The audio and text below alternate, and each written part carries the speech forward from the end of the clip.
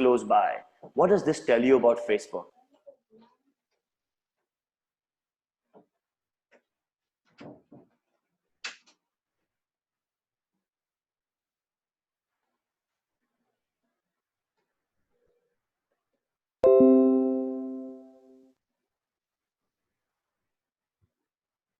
Yeah, it tells Facebook they know exactly where you start.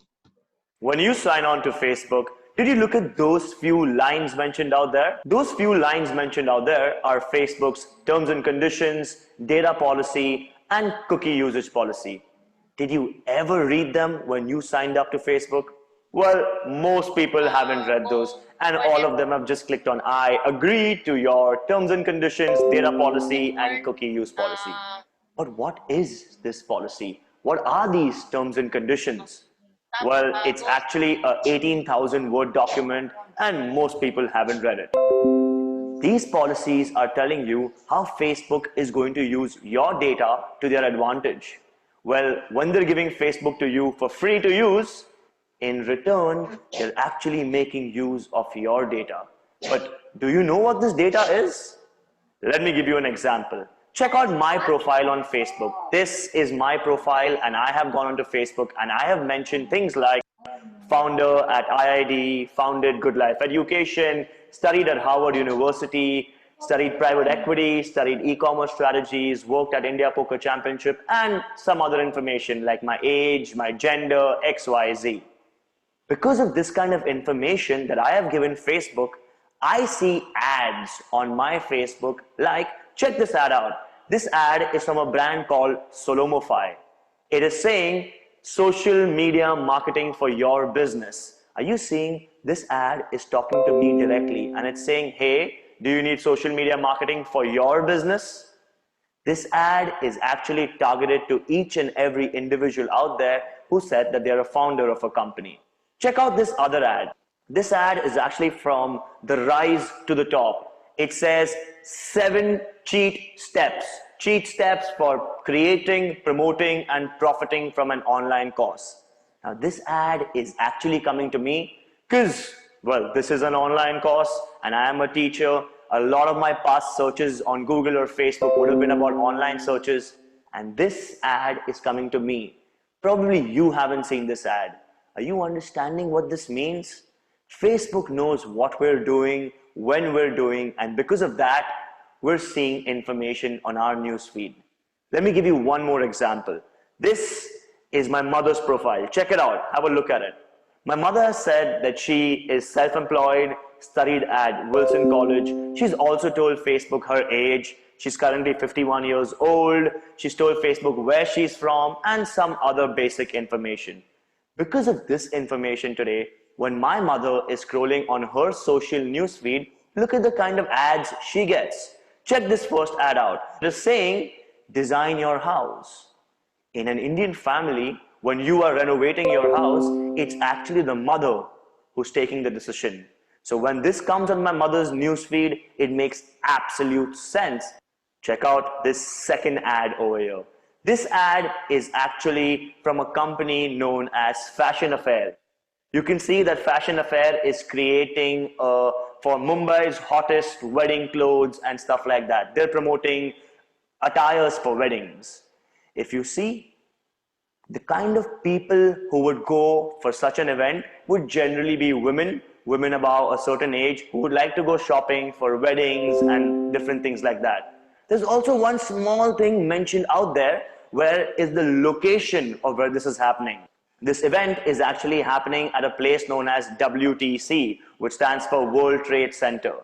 Now my mother, she lives 5 minutes away, less than 2 kilometers away from World Trade Center. Coincidence or science? The reason my mother is seeing this ad is because she lives close by to where this event might happen. But another lady who's 51 years old, living, let's say, 35 kilometers away from World Trade Center, will not see this ad. My mother is seeing this because she lives close by. What does this tell you about Facebook? Yeah, it tells Facebook they know exactly where you stay. Check this third ad out. This ad is from a company which is saying, hey, do you have arthritis? Well, I have never seen an ad like this on my news feed. Probably they're guessing your age because younger people may not have arthritis, and there's a very high possibility for someone older to have arthritis. And that's why my mom is probably seeing this ad. But I'll tell you some secret. My mother actually has arthritis. How does Facebook know this? The answer to all of this lies in Facebook's terms and conditions, data policy, and cookie usage policy. Let's find out in the next video how we will use data and their cookie policy to our advantage. So in this video, we've covered how Facebook gathers your data and uses it to show relevant ads to you. In the next video, we'll be talking about the ways on how to create successful ads.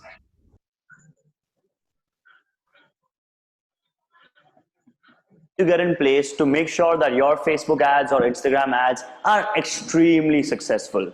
Let's discuss them. Some of them are highly simple to understand, and some of them I will explain in more detail either in this clip or in the following videos. To make a successful Facebook or an Instagram ad, the first thing you require is a Facebook page and an Instagram page.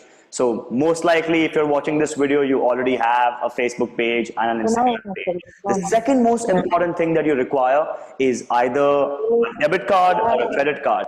Basically, some way you can pay Facebook for your Instagram and Facebook ads.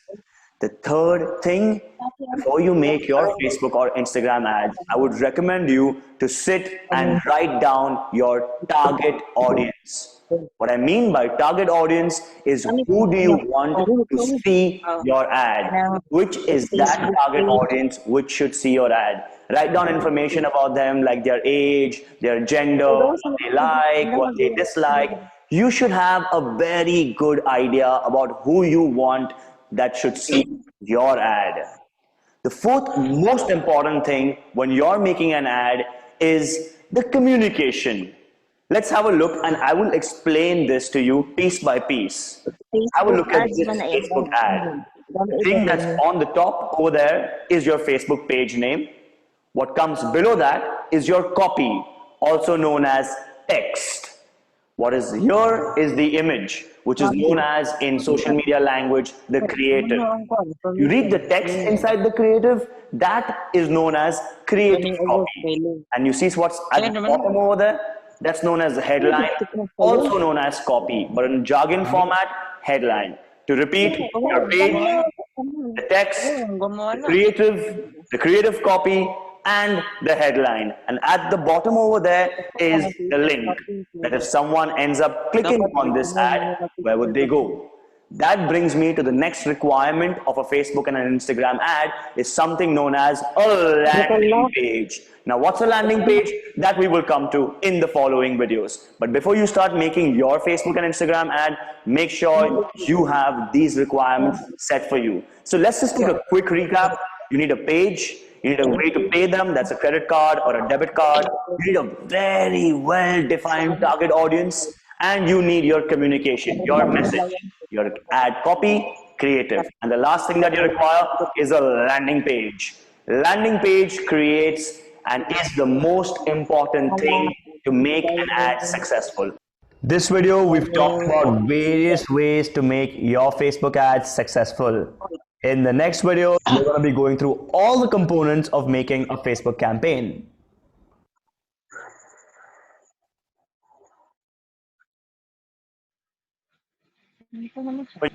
Campaign, advert set, and advert. Wait, what are these? If I had to explain it in one or two words, campaign basically means your objective. Advert set means your target audience, and advert means your communication message.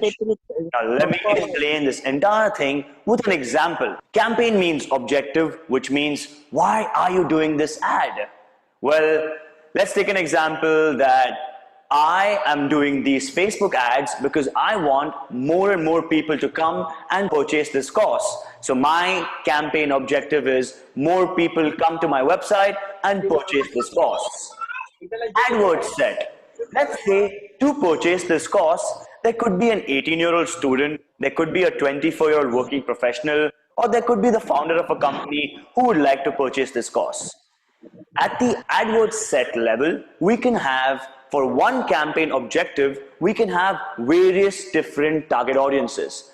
To make the objective happen, I can have an ad going out to target audience A, which is from 18 to 21-year-old students, to target audience B, which is to working professionals, let's say between 23 and 30 years of age, who think digital marketing might help them in their career, or target audience C, founders of company who believe that, hey, digital marketing can bring us more sales. So campaign objective clear, AdWords set clear, and under each AdWords set, you can have many AdWords, basically ads or communicative messages.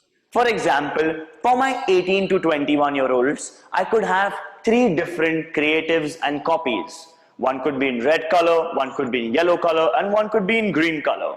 This is basically to test whether will a person click on this ad or no, or will a person click on the yellow ad, or will a person click on the green ad. Could be anything. Let me give you an example. To the 18-year-old, we would say during graduation, add the best skill set to your resume. Add digital marketing. To the working professionals, we say something like this. To improve your job designation at work, add digital marketing to your resume. To the founders, we could have another ad which says, to improve the sales of your company with the click of a button, do digital marketing for your business. Basically, all of these ads, all these target audience eventually boil down and give me my campaign objective, which is more people purchasing this course. So one objective can have lots of different target audiences, and these target audiences can have different ads, means they can see different communicative messages. Each campaign, AdWords set, and ad, when put together, creates a successful Facebook or an Instagram ad. In this video, we spoke about components of a Facebook campaign, and in the next video, I'm going to be explaining the objectives of our campaign.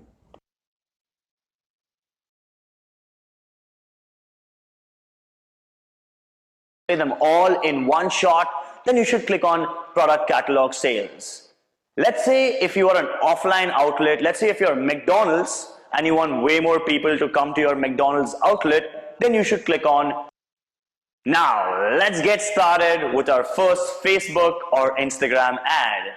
So log into your Facebook profile, go to your page, then click on the top right out there and say create ads. Yes, you're going to see this loading screen which moves from 0 to 100, and then suddenly the Facebook dashboard will open up. Now, when you've opened up Facebook's dashboard, the first thing that you can see Facebook is asking you is campaign. What is your marketing objective? Well, you could have a lot of marketing objectives, and as you can see on the dashboard, there are lots of marketing objectives available. To put them into 3 headings, Facebook is calling it awareness, consideration, and conversion. And under each of these head topics, they've given way more marketing objectives. Let me explain each one of them to you. If you want a lot of likes on your page, then you could be choosing brand awareness. In brand awareness, what Facebook will do is they will show your ad to people who are the most vulnerable to click on the like button. The second option under awareness is reach. If you want Facebook to make your ad reach a lot of people, lots and lots and lots of people, then you click on reach. If you want to reach out to people who are the most likely to click on the like button, then you can click on brand awareness. In any case, both these options are eventually going to get you likes on your Facebook page. The next head topic that we have is consideration. Under that, the first topic over there is traffic. What is traffic? Traffic basically means that if somebody sees your ad on Facebook or Instagram, and just in case they click on it, they will exit Facebook and go to your website or go to your messenger or go to your app. So if you want traffic on your website or your app, you should be clicking on traffic. The next out there is engagement.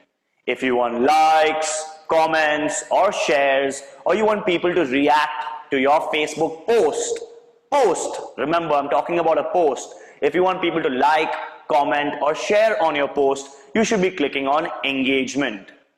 If you want people to download your mobile application, if you want way more installs on your mobile application, you can click on app installs. If you want people to view your videos and if you want lots of people to see them and probably engage with them, then you can click on video views. If you want to collect a database, let's say you want to collect name, number, and email ID of potential customers, then you should click on lead generation. It's a fantastic way to grow business for you. Let's come to the third heading, which is called conversions. Under that, the first topic is conversions. Let's say if you already have a database of potential customers, then you should click on conversions. What Facebook allows you to do is they allow you to upload your database of potential customers and reach out to them again. If you are like an e-commerce website and you have lots of products and services and you want to display them all in one shot, then you should click on product catalog sales. Let's say if you are an offline outlet, let's say if you're McDonald's and you want way more people to come to your McDonald's outlet, then you should click on store visits. These are all the options that Facebook gives you to decide your objective. Before we dig in a little more in the course, let me give you one piece of advice when you're doing Facebook ads and one piece of advice regarding this course. The Facebook dashboard, which you're seeing right now, is very dynamic in nature. What I'm saying today might not exactly be there tomorrow. So in terms of jargons and words, the entire dashboard is dynamic in nature and it updates and upgrades every week. But the concept of Facebook ads and the way you're supposed to do it remains the same. So in this video, we've covered all the objectives. In the next one, we're going to be talking about custom and lookalike audiences.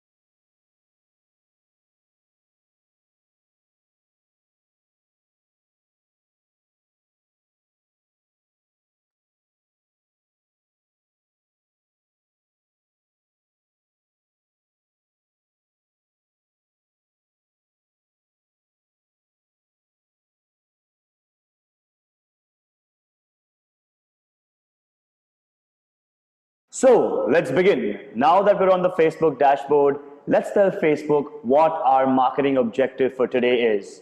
Let's begin. Now that we're on the Facebook dashboard, let's tell Facebook what our marketing objective for today is. Today, we're going to use traffic. Basically, we want people to click on our Facebook ads and then eventually go to our website or our landing page. So let's begin. I am going to choose traffic. The next thing Facebook is asking me to do is give a campaign name.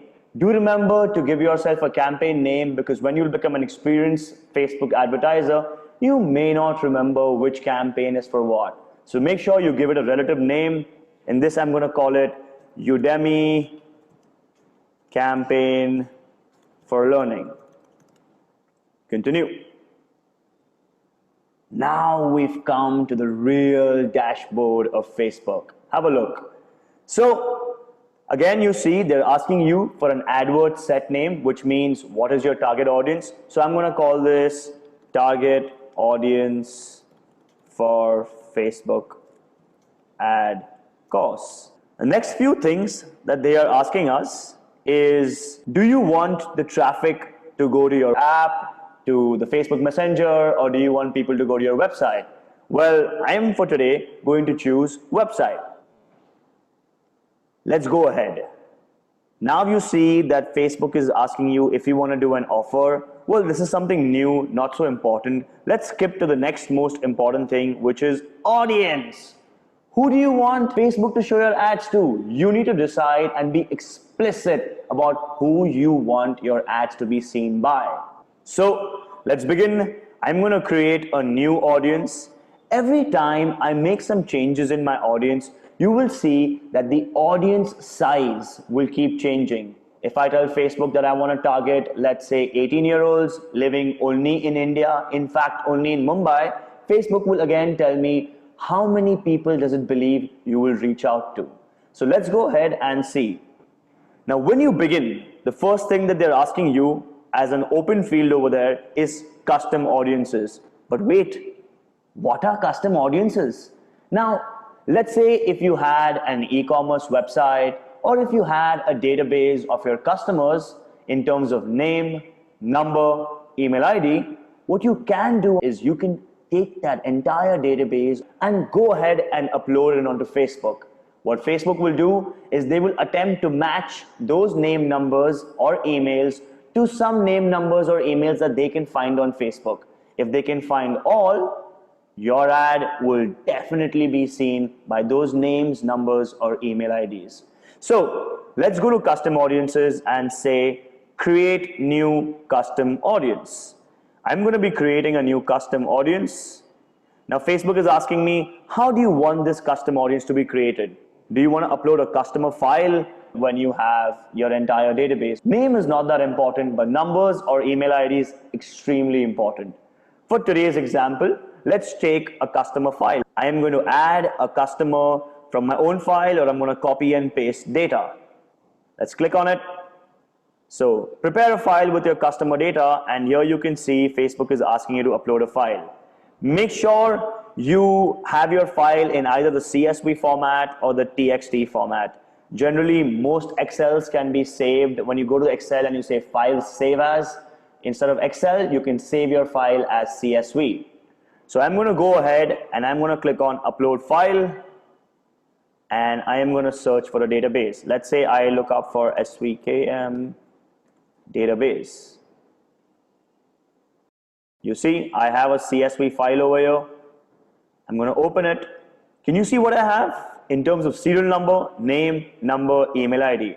I'm going to go ahead and I'm going to upload this entire database on Facebook. And what Facebook is going to do is that they're going to try matching these name, number, email IDs to what they have as users on Facebook. And if they find them, Facebook will definitely show your ad to those name, numbers, and email IDs. So I've uploaded it. I can give this a name, let the name be there, and I'm going to click on next. I can tell Facebook, hey, upload these names, numbers, and email addresses and find them for me on Facebook.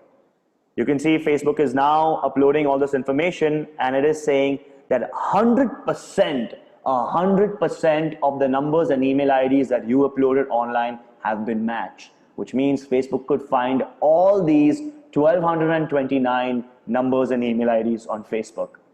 Sometimes what may happen is you have a huge database and you're uploading that database online. Let's say you have 1 lakh people. Facebook may just be able to find 60,000 because the remaining 40,000 numbers or email IDs, Facebook is unable to identify. Either there's no user who's using Facebook with that phone number or email ID, or there's a user but they are not using that number or email ID.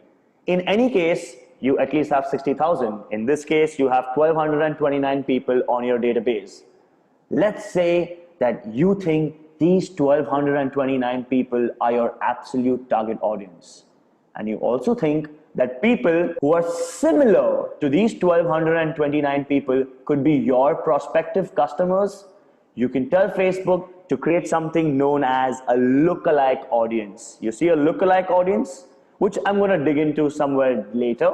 Apart from the database, Facebook will try finding people with similar designations, similar age, similar gender, similar interests on Facebook, similar activities on Facebook, basically creating a replicate, a very similar type of a target audience which you could use to advertise. So for right now, I'm just going to say done. Now you can see on my customer list over here, I have uploaded an SVKM database 2016-17. If I want a lookalike audience, I can go to a couple of lookalike audiences, and here I've already created a lookalike audience, and I can go tap on that lookalike audience and put it inside. You can decide, either you can put up your database or you can also create a lookalike audience.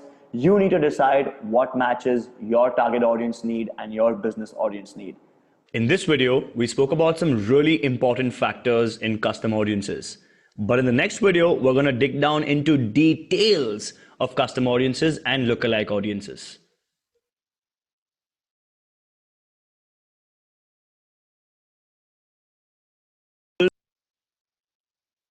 Really want to get these users to come back and start using your game again.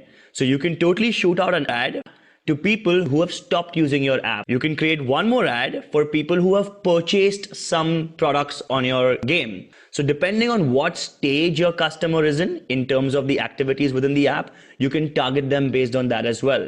So I can quickly go ahead, click on app activity, and I can say, hey, I want to target this ad to anyone who's opened the app in the past 30 days. Or I can say most active users or users by purchased amount. So I can say I want to target this ad to the least 5% interested or to the highest 25%. It absolutely depends on you. But you can segment your audience. Hence, app activity, really cool. I recommend every app maker to use this option for remarketing because it's brilliant. Another quick option in custom audience is offline activity. Now, this is happening very well across the stores in the United States. If you go to any retail store, you go to American Eagle, you go to Superdry, or you go to any other store, in H&M or a Zara, or any of these stores, what they're doing is when you actually purchase the product, let's say you find a t-shirt, you really like it, you go to the billing counter, they'll ask you for your email ID and say, hey, join our loyalty program and you will get a 10% discount on your next purchase. What they're actually doing is the minute you put in your email ID, it's linked in to your Facebook. And immediately you'll start seeing more ads coming to you saying, hey, thank you for joining American Eagle as a loyalty club. And a week later, you're going to see an ad which says huge discount coming or Black Friday sale coming. Again, it's an integration of a person coming to you offline, you taking their database and uploading it online. Now, either you can do the same via customer file, which is right here, or you can have an integrated activity in which your customer relationship management tool is integrated with Facebook. The last and one of my favorite new customer audience types is called engagement. Now, this one is beautiful. So I'm going to click on engagement. And you can see that you can target an ad to people who've engaged with your videos, to your lead forms, which I'm going to explain in a bonus video at the bottom of this course, or people who've engaged with your Instagram business profile, who've sent you messages like, let's check this one out. I can click on Instagram business profile and I can say people who engaged with your business in the past 365 days. But, I can change it to people who have sent you a message. Now, I'm pretty sure if someone sends you a message on Instagram, that person is extremely interested in buying something from you or inquiring. Now, you can actually remarket to these guys. Or let's say if you don't have an Instagram profile, but you put up a lot of videos, you can click on video and you can say, hey, I want to retarget all the people who have viewed my videos for at least 10 seconds or people who have watched at least 95% of your video. Now, what can you say about these people? If they watched 95% of your video, they really like you. And anything that you might launch, they might buy from you. So I can totally click on this. I can choose my content type. So I can click on choose videos. And you can see that I have videos out here and I can say, hey, I want to choose this video. And everyone who's watched 95% of this video will be a part of my target audience. You can even do things like these. So these are some really cool features of custom audiences in terms of remarketing to a customer who's genuinely interested in you. So never, ever, ever not do these. If you're a Facebook ad manager and you run ads, custom audiences is a must. Now, what I did not do in the last video, which I really want to do properly in this video, is lookalike audience. So I'm going to again click on create new lookalike audience. When you're doing lookalike audience, Facebook is going to try finding people who are the same demographics, age, similar income, similar interest on Facebook, Instagram. Finding similar people is Facebook's job. So I'm going to tell them, hey, find me people similar to a certain target audience. So I'm going to click on other sources, and let's say I'm going to tell Facebook that, hey, these are all the people who I've spoken to for my school of code, and they have probably even purchased a course for me. So I'm going to click on them, and now Facebook will, within India, try finding people similar to this target audience. And you can see that Facebook is saying that roughly 2.9 million people are the same. And it says 1%. What does this 1% mean? You will understand instantly. Just see, if I pull this 1 to 10, you see that the reach has suddenly become 29 million people. So what happens is when you are on 1, okay, these are people who are extremely similar to your target audience. If you stretch this from 1 to 10, these are people who may not similar to your target audience. So if I'm ever doing an awareness driven ad, I would probably leave it to 3 so that people who are slightly also relevant to my target audience are in this. But if I want to do a conversion ad where I want someone to actually purchase the program, I would stick to 1. I mean, that's what I've done as an industry practice for all my years of being a Facebook advertiser. So I can stick to 1 and I can say create audience. So I'm going to quickly go and say choose this lookalike audience, as you can see out here. And you can see that it says 2.9 million people. But I genuinely think that 2.9 million people is a lot as a lookalike audience, and that is not going to be my fastest buying customer. So I'm going to further filter. Okay, I'm going to change it from India. I'm going to now make it to Mumbai. And I am going to change this age group from 18 to 24. I'm going to keep the gender all. Are you seeing it drop down to 1 million? And now, because this is SOC, which means School of Code, I am trying to sell a course which is in programming. I'm going to change the interest to, let's say, web developer. And you can see it's shot down to 12,000 people.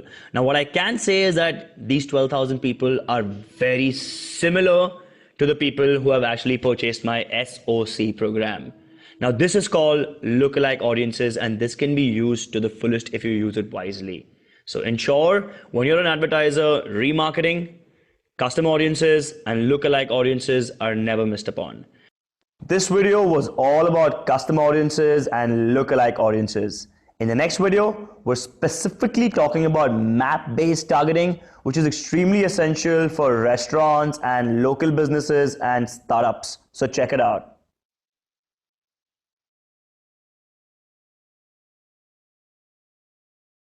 So the previous video was actually applicable if you're an established business or an e-commerce business where you have an entire database of customers, then custom audiences is actually applicable to you.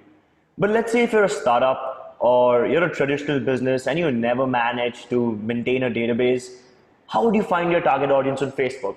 Well, there are a lot of options and you're going to be amazed. Let me start directly with an example. Let's say if you were a new restaurant or want to target people and let people within the vicinity get to know about your new restaurant or bar, you could absolutely find your target audience online. I can go onto the dashboard, I can go to locations and tell Facebook that, hey, I want to target people who are around the area of Harvard Square. Let's say my new restaurant or bar is somewhere here. But what Facebook is telling me that, hey, Harvard Square and 16 kilometers around it, around 1 million people live out there. But I mean, if I'm a restaurant, I'm not expecting people to come from 16 kilometers away to my restaurant. I'm expecting people to probably walk at the maximum of 3 kilometers and reach me. Now you see, Facebook is telling you that, hey, you could probably reach out to 150,000 people who are aged between 18 and 65. Well, if you think your target audience actually is in between the age group of 24 and 28, you can do that as well. Facebook, of course, knows your age. It knows where you're located because at all times your location services are on. So if I was a restaurant and I wanted to target people between the age group of 24 and 28 who live within 3 kilometers of our square, I could absolutely do that. And let's say if I'm targeting only men, I could do that. Facebook is now telling me that you could make sure that 36,000 people get to know about your brand. Let's take another example. Let's say I'm a university located in India and I am looking to get students from Nepal. I could absolutely do that. I could type in Nepal and tell Facebook that, hey, I want to reach out to everyone between the age group of 22 and 25 who live in Nepal. Facebook is now telling me that around 1.3 million people is who I could reach out to. So if I was an MBA institute, which is getting a lot of students from Nepal, I can ensure that next time this 23-year-old or 24-year-old opens Facebook or Instagram, he's going to see me. This is how effective Facebook data and Facebook targeting is. Well, you need to understand that 22 to 25 is a really broad category for an MBA institute to reach out to its students. In the next video, I'm going to show you that even though you knew that your target audience is from Nepal between the age group of 22 and 25, how do you find the right target audience? Let's say if my MBA institute was a really expensive institute where the admission fees were really high, I'd like to target people who are on the higher level income, living in Nepal and having an age group between 22 and 25. You can do that. You can find the right customer because of Facebook's data. In the following few videos, I'm going to show you how exactly you can do that. So stay tuned.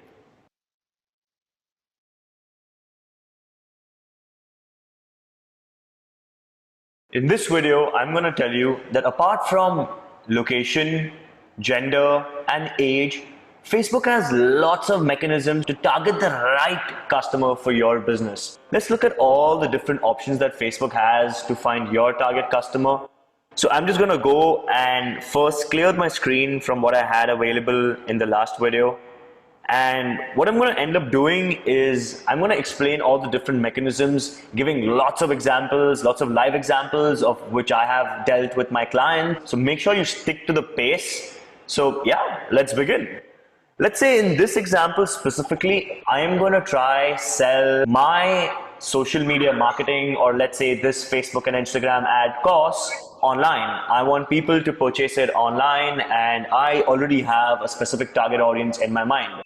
Let's say I want to target people who are currently in the United States of America, who are between 22 and 28 and studying at Harvard University. Well, let's go ahead and find them. So what I'm going to do is I'm going to say, I am looking at targeting people who live in the United States. They are between the age group of 22 and let's say 28. And one thing we know about them is that they probably are studying at Harvard University. So let's go and find someone who studies at Harvard University. I have 4 options over here. In this video, we're going to explore demographics and probably education and some more. So I'm going to click on education and I'm going to say, hey, I know my target customer studies at Harvard University. So I'm going to click on universities and I'm going to type Harvard. Now you see, I've clicked on Harvard University and Facebook is telling me that 11 million and XYZ figure study at Harvard University. The minute I click on this, you will see it said 11 million, but suddenly it says 110,000 over here. I mean, what happened? If you realize, we had actually put an age gap between 22 and 28. So Facebook is telling you that there are 11 million people who've graduated or who've done programs from Harvard University. But in this case, between 22 and 28, there are 110,000 people who are currently studying at Harvard University.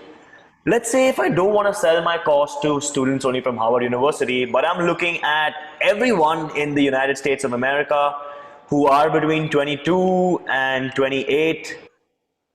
Let's say if I want to target people who are MBA graduates, I can do that as well. I can go to demographics, again, education, and I can say, hey, I'm looking to target people who are MBA,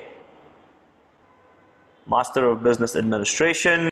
So when you put in these entries onto Facebook, you're actually commanding Facebook and telling them, find me people who have gone onto their own Facebook profiles and mentioned something like this. When you typed in Harvard University, you were actually looking and asking Facebook that, hey, tell me how many people have gone onto their profiles and mentioned studying at Harvard University. You see that? Those are the people Facebook is going to find for you. So if I put something like this, the next time I click on the place order button, which is at the end, that place the order for this ad, Facebook will ensure that somebody who's studying at Harvard University, or in the other case, somebody who studied an MBA, will see my ad. In this video, we covered how to target your audience through education and fields of studies. While in the next one, we're going to be talking about households and generations.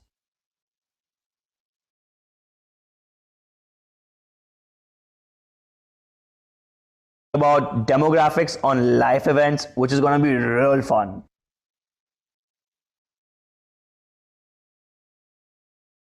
So apart from the previous 3 demographics that I showed you, in this video lecture, we're going to tackle only one specific term under demographics, and that is life events. Before I dig into life events, let's just redo our dashboard a little bit. So I'm going to stick to United States. I'm going to change the age from 22 to 28 to, let's say, 33. I'm going to keep the gender all, and now let's explore one of the terms under demographics, which is life events. This is literally my favorite term under demographics. Check it out, and you're going to be zapped with how much Facebook knows about all of us. So check it out. So I'm going to click on life events. These are the options I have, and there are way more further down. The first option I have is anniversary. Let's say if you were a travel and tourism brand, or if you were selling jewelry, or let's say if you were a florist selling flowers, or if you were any one of these, it would be very important for you to know that a lot of transactions that happen in your business could be related to an anniversary. For example, let's say that it's my wife and my anniversary coming up next week. I'd probably take a vacation and go to some island. Or let's say if I want to do a romantic dinner, I'm definitely going to get out on my anniversary. Or let's say I could buy my spouse a very nice diamond ring on her anniversary. So brands like these, which have businesses related to the ones I've mentioned, would really focus on anniversaries. And here you see Facebook is telling you anniversary within 30 days or anniversary within 31 to 60 days. Facebook knows when your anniversary is. Let's take more topics. Let's say if I wanted to target someone, let's say with ready-to-eat packaged food products, I could actually go to Facebook and tick on these checkboxes away from family and away from hometown. What Facebook is going to do from me is going to find people who've moved away. For example, a lot of my friends have left Mumbai and now are studying, let's say in San Francisco or Boston. The first thing they do when they actually move out from Mumbai is they say from Mumbai, lives in Boston or lives in New York. So if you really want to target people who moved away from Mumbai and you want to sell them ready to eat packaged products, you could absolutely do so by clicking on these 2 checkboxes, away from family and away from hometown. Let's get to the next one, which is date of birth. How many of you guys have ever purchased a really expensive product on your birthday? I mean, most of the times I purchased a new phone, it was my birthday. And let's say how many of people are watching this girl. How often have you bought a new dress on your birthday? Or before your birthday? I'm pretty sure you have. Well, Facebook definitely knows our birthday. So if you're looking to target people who might purchase your products on a birthday, you can absolutely do so, and you can go ahead and click on upcoming birthday. Facebook will now target people whose birthday is coming up in the next week. Sometimes you must have seen ads on Facebook which says, if you're Cancerian, this is the t-shirt you must buy. How do they know that? Well, you can even advertise to people based on their months, birthday in July, in June, or whatsoever. If you want to target, let's say, friends. Now check this out. Friends of, close friends of men with a birthday in 7 days. Let's say if you're selling shaving products, grooming products, and you want people to buy it, it's possible that people might buy it as a gifting product, you know. Let's say my best friend might buy it for me to gift it to me. So you could advertise to close friends of men with a birthday in 0 to 7 days. Let's say if you were selling cosmetics, let's say lipstick or mascara or kajal, it could go out as a birthday gift. You could advertise to close friends of women whose birthdays are coming up in between 7 and 30 days. I mean, there are way more options. Let's say if you are a video chatting app, you could use long distance relationship. But again, this targeting mechanism is not something I really believe in. I'm not sure how Facebook would be accurate and sure about the fact that this couple is in a long distance relationship. Well, if you sell shirt and pant, let's say formal wear, you could absolutely target people via a new job, you know. By some study I was reading online, I actually found that most people end up buying new clothes when they get a new job. So if you're selling something like this, you could find people who've got a new job. And if you see the next few options, newly engaged 1 year, newly engaged 3 months, newly engaged 6 months, 1 year, 3 months, 6 months. Why does Facebook have so many options? Because they very well know that people who are going in through this phase, who are probably engaged, have a lot of expenses. From finding the right clothes for them, to the right jewelry, to a wedding planner, to let's say a destination or location, to honeymoon traveling. You're gonna pick and choose so many things. And Facebook has this information. One photo on Facebook is more than enough for Facebook to know. Let's say you just upload a picture with your fiance on Facebook and say hashtag hitched. That's enough. Facebook now knows you come under the category of newly engaged 3 months and is going to now start recommending options to you of wedding planners or something on those lines. So Facebook has this data. If you're a real estate agent and you really want to target people who recently moved or help them out in finding a flat, you can click on recently moved. You know, most people actually do that. They go onto Facebook and they say from Mumbai, living in Boston, or recently moved to Boston. Now Facebook has that data. So if you were a real estate agent, you could really utilize this option. Well, this kind of summarizes everything that comes under the option called life events under demographics. In the following videos, I'm going to tackle these 4 options. In this video, we spoke about how life events can be used to target our audiences. In the next video, we'll be talking about demographics on politics, relations, and your workplaces. So stay tuned.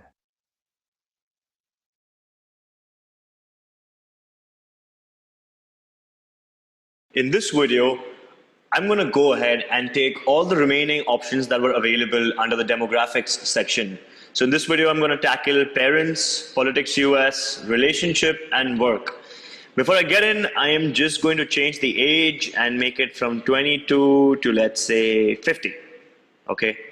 Now I'm going to go back, browse demographics, and I'm going to click on parents. This is a really funny one. Well, you know, when a parent gets a kid, the first thing they do with the baby is they'll probably take a picture and upload it on Facebook. And they're going to get like 500 likes and people are going to say, so cute and wow, baby. Well, in the process, Facebook actually got to know you have a baby. And now Facebook is going to calculate every year how old you are turning and how old your baby is turning. They're going to keep recommending you products that you might purchase. For example, check this out. When I click on parents within the age group of 22 and 50, I get an option to click on all parents. Now you see what kind of data Facebook has about us? New parents who have kids between 0 to 12 months, then parents with toddlers who have kids between 1 to 2, between 3 to 5, between 6 to 8, 8 to 12, 13 to 18, and 18 to 26. Facebook has this information. If you wanted to sell, you know, let's say baby oil or diapers, you could be selling it at this age group to parents. If you want to sell, let's say baby clothes, it could probably be applicable somewhere here. If you wanted to sell some, let's say, learning apps for children who are aged between 8 and 12, you could click over here. Facebook has this information and they're pretty much sure about this information because the person who's using Facebook has gone and mentioned such information out there. So if you wanted to target parents, you could absolutely go ahead and do this. A lot of MBA universities actually target parents with adult children between the age group of 18 and 26. And then the ad will say, put your kid into America's best university, put it into XY Hatag university. ni ikaw na nahuman So ako. what happens in the process is the parent is actually getting influenced and may end up influencing his 25-year-old kid's decision on terms of what university to join. So this is how you could use parents to advertise. There's also another option called Politics US. So let's say if you're a meme page, or let's say if you wanted to showcase some political content, or you're a government web page on Facebook, you could go ahead and click on politics, find who would be likely to engage with political content. Now, this data Facebook actually has, they are actually going on historic interactions on what kind of content have you liked on Facebook. Have you liked content which was related to political stuff or no? Have you liked content related to Donald Trump, Obama? It depends. So if you've previously made interactions with content like this on Facebook, you are on this particular list. If you want to target people based on relationship, let's say if you're Tinder or your Badoo or you're some matrimonial website which helps people make connection, you could actually go here on relationship and say interested in men, women, or relationship status, civil, complicated, divorce if you were a matrimonial website, engaged if you were, let's say, a tourism brand selling honeymoon packages or something on these lines. But again, the real question over here is, let's say even if I'm on a relationship, most cases you will find people not changing their status on Facebook. They'll still be single. That's why sometimes you can't absolutely rely on the information that Facebook has given you. So let's say even if you're trying to find people in a relationship, you need to know that most people are still single on Facebook. So you're not actually finding the right target audience. So you need to actually be aware about who your target audience is and what they must have probably entered while creating their profiles on Facebook. If you want to target somebody, one of the next options is work. If you want to target somebody based on work, you could absolutely do so. Let's say if you were trying to find people who are founders, let's say you're trying to sell a website making tool, and your main target audience is founders of companies and help them get set with their website in less than 20 minutes. You can go onto Facebook and click on job titles and actually go and find whoever is mentioned, founder, CEO, co-founder, or XYZ. For this, remember, you need to find someone who has a profile which is mentioned founder at XYZ. What Facebook will do is, within America, between the age group of 22 and 50, how many of the people have mentioned founder, co-founder, CEO? You can see 190,000 people have. They will get the ad. If you want to target people based on what company they work at, let's say if I'm Yahoo and I want to show my ad to everybody who works at Facebook, I can do that. I can click on employers and say, I want to target everybody who works at Facebook. 460,000 people work at Facebook. That's how big it is. So if you want to target people who work at Facebook, you could absolutely do that. Whoever's mentioned saying doing a job at Facebook will be under this list. Similarly, if you want to target people based on, let's say, their industries, you also have some options over here. You can click on industry under work, industry, and target people who are working in the banking sector, or who are in the building and construction sector, or people who are into academics and education. You could go and find all of these people under demographics. Now remember, we've just managed to complete demographics. Demographics is absolutely reliable information because the user has gone and put this information. So if you know the demographics of your customer, you have your audience going for you. In this video, we've covered politics, relationships, and work. In the next video, I'm going to be covering how to target your customers using the interest section.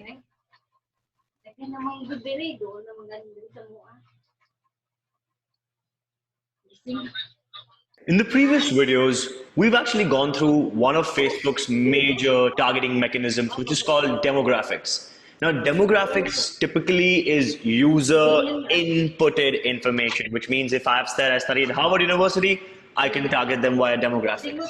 The next option that we actually have on Facebook is to target people who's actually known as interests. But wait, what are interests?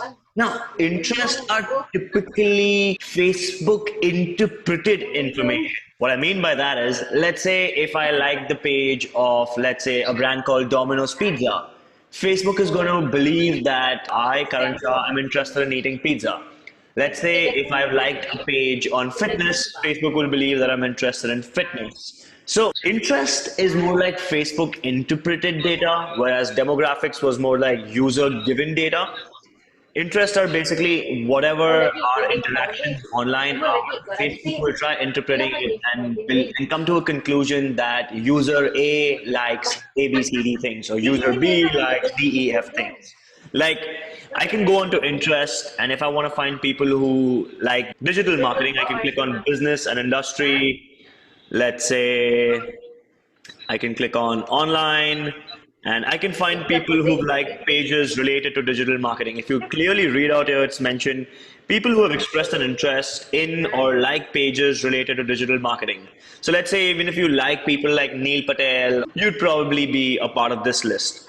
Let's say if you want to target people, let's say what food they eat. Let's say you want to find people who eat pizza. You can find food, and here you go. You can click on pizza. So if there's anybody out there on Facebook who has clicked on videos of pizza or images of pizza and clicked the like button, Facebook probably understands that this specific user profile is interested in pizza and puts it under a specific category. Let's say if I want to target people based on dogs. Let's say if I'm a brand which sells dog food and I want to find people who are interested in dogs or are dog owners or who like pet food, I can go into hobbies, click on pets, and find people who are probably into dogs or who like pages related to dogs, or maybe people who are reading up on pet food. What this actually ends up is you get to find customers who are interested in products which you're selling. So in a way, it's absolutely targeted. So you can go ahead and find such kind of people out there. Till date, interest was not given so much preference because demographics was more reliable because it was user given and interest was user interpreted. But if you realize in the past few months, Facebook has launched this new reactions on your homepage. I mean, this is what I'm talking about. If you see out there today, you not only can like every post, but you can either love, say haha, say wow, or show anger. You know, you can today express and react. Why do you think Facebook launched this? Well, they didn't launch it to like amuse Facebook users or to make them happy. They actually launched it because they wanted to know the interest levels of people. Let's say if I like two pages, Manchester United and Chelsea, okay? And how will Facebook know that which jersey would Karan buy? Would he buy a Manchester United jersey or would he buy a Chelsea jersey? I'm a Chelsea fan. Let's say next time I see a Chelsea post, there's a high possibility I might click on the love option. That basically tells Facebook that I am genuinely interested in Chelsea, which makes me into a better category or a person who might have a higher chance of buying a Chelsea jersey. What I'm actually trying to say is interest was not as reliable previously, but because of these new emojis, Facebook is now getting much better information in terms of what we're interested in. So in the future, this targeting mechanism called interest is going to be super big, so please do watch out for it. In this video, we spoke about how to target your audiences using the interest section. The next one is all going to be about Facebook's detailed targeting section known as behaviors.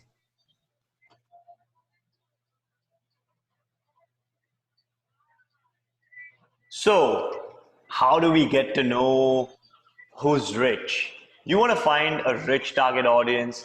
How are we going to find them online? Well, if I had to randomly throw a question to you that, hey, if you randomly see a bunch of 30 people, tell me who do you think is rich or not? How would you tell? Well, one of the quickest ways I think you could tell if someone's rich or no is by what smartphone they are using. Either using an Android smartphone, which could range from a particular price to a particular price, or are they using an Apple iPhone 7 or 7S or something on those lines, which is extremely high priced.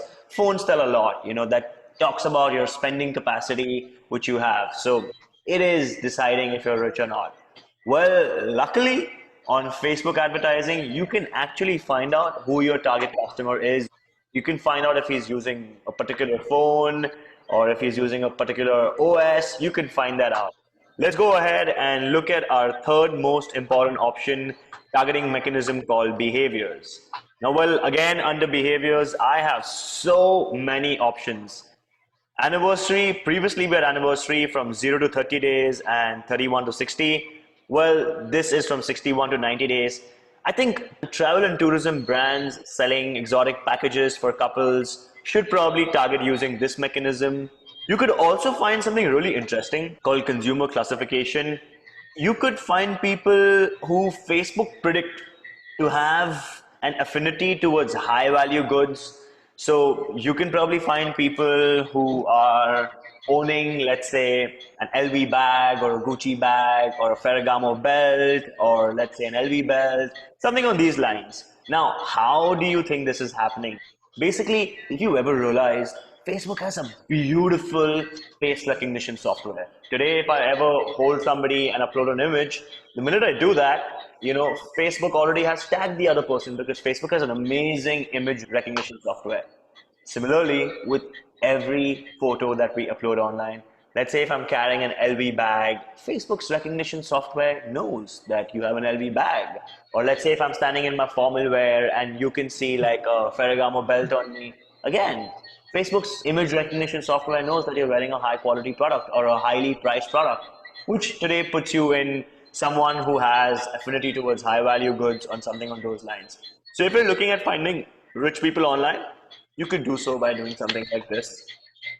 If you want to find, let's say, again, by the means of phones, you can go to mobile device user and you can click on all mobile devices by brand, Apple.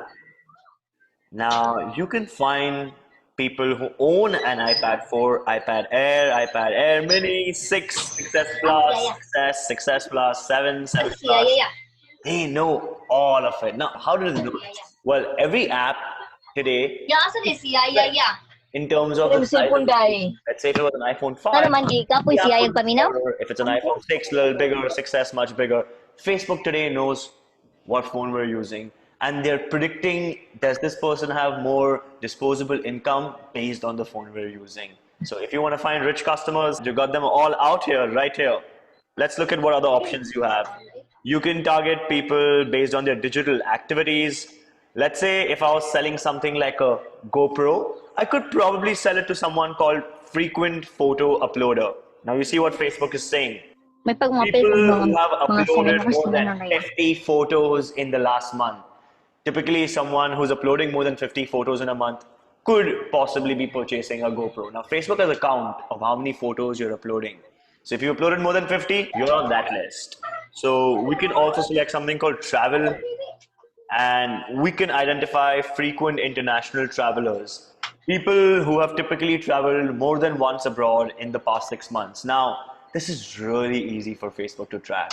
Your location services, let's say if it says Mumbai City today, and within 3 months later it says Dubai, or in a few months later it says San Francisco, Facebook knows that you are traveling internationally. So if you could afford those flight tickets, you can definitely afford to buy something expensive. That's how Facebook knows if you are rich, not rich, or something on those lines. So there are lots of options out there which you should go out and explore. There's people who click on the button shop now in an ad. There are options like on those lines as well. So you can pretty much go on to behaviors. We have something more out here called more categories. Generally, more categories is whatever new Facebook is testing in that category. So I'm not going to explore it. But by the end of this video, we have now managed to go through demographics, interests, and behavior. If I quickly had to summarize, demographics is all user-given information. Interest is Facebook user-interpreted information, like you reacting on emojis and emoticons. And behaviors is information that Facebook collected of you when you were not even aware. Let's say your location, or let's say your phone screen. Something you never knew. These are all because of your behaviors online. You can target customers based on demographics, interests, behavior. You don't need to have all, even if you just selected demographics or behaviors. when you end up doing this, please make sure you know your target audience in and out. In this video, we spoke about how to target using behaviors. Well, in the next one, we're going to be learning the difference between a broad audience and a narrow audience, which is extremely important.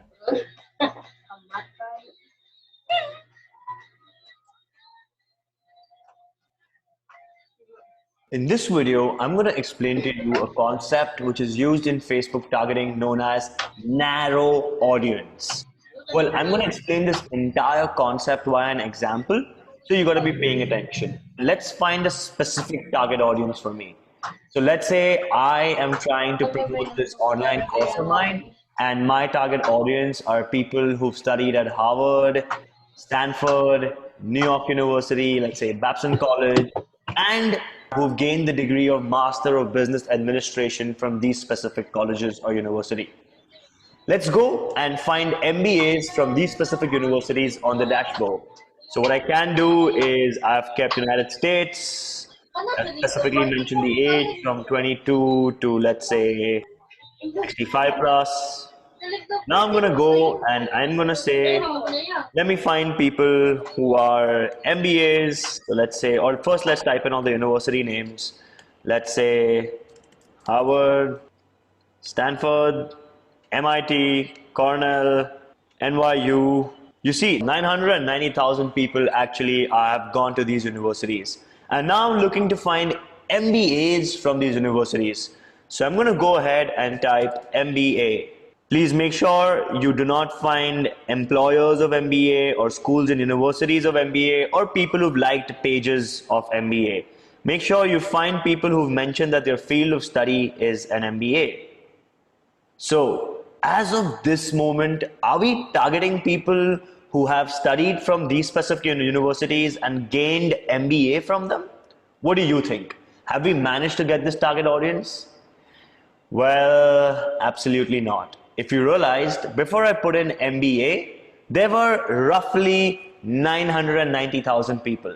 But now, after I've put MBA as an option, we're now targeting 1.2 million people, which basically means Facebook now is not only targeting my potential ad to people who studied at Harvard, Cornell, MIT, New York, and Stanford, but also targeting it to anybody and everybody who's gained a degree called MBA from any university possible. But let's say if I want to find an MBA from these specific universities, I could do that. I'm going to get rid of MBA from here, and I'm going to click on, if you can see these two options called exclude people and narrow audience, I'm going to click on narrow audience and now say MBA. When I clicked on narrow audience and type Master of Business Administration, now my potential reach is only 4,800 people. So by using the option called narrow audience, I managed to find out how many MBAs have graduated from these specific universities that I've mentioned out here. If you really want to be a successful Facebook advertiser, make sure you use the narrow audience approach, because in this way, you'll be able to reach your absolutely correct target audience. And when you do that, you have the best ROI. So make sure you use narrow audience when you are advertising on Facebook. In this video, we've learned the difference between broad and narrow. In the next one, we'll summarize the entire target audience video.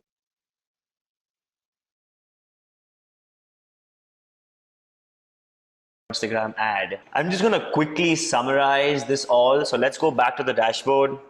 We started off initially by choosing an objective on why we're doing this specific ad. We chose traffic, which means we want the customer to leave Facebook and then go to our website. We told Facebook that we want people to go, after they click on our ad, to our website. If we had an old historic audience, you could have gone to custom audiences and uploaded a CSV file, post which you could have made something called a lookalike audience. If you didn't have any historic data of customers in your company, then you could have either chosen location to advertise, where you could have chosen some country, city, or a zip code if you want to advertise. You have mechanisms in age, in gender, Languages, generally, if you're advertising in English, leave it blank. If you were advertising in any other vernacular language or specific language, if you put, let's say, Hindi over here, it will target everybody who uses Facebook in Hindi. Apart from these mechanisms, we had something called detailed targeting, where we could go through demographics, interests, behaviors. Again, demographics being the most reliable because it's user given, interests being user interpreted, Facebook interpreted, and behaviors is something they've caught of the user and the user doesn't even know. So under demographics, there were many options, under interests and under behaviors. Also, we came across a specific thing known as exclude people or narrow audience. Now, these are all the mechanisms put together which you can use to find your target audience online on Facebook or Instagram. Something at the bottom we have is known as connection. Let's say if you have 2,000 followers on Facebook and you believe that the next customers who might purchase from you could be friends of people who already like your Facebook page, then you can click on something called connection, say Facebook pages, and you can advertise to everybody who are friends of people who currently like your page. So these are again some basic options that Facebook has given you. You could check these out, but your major concentration should be in terms of country, area, age, gender, demographics, interest, or behaviors. You don't need to fill up the entire thing with a million things. You can just have one option or two options, and if that matches your customer, you're going to be in good business. In this video, we've summarized about Facebook ads and how to target our audiences. In the next one, we're going to be talking about how we can place our ads at the right place properly.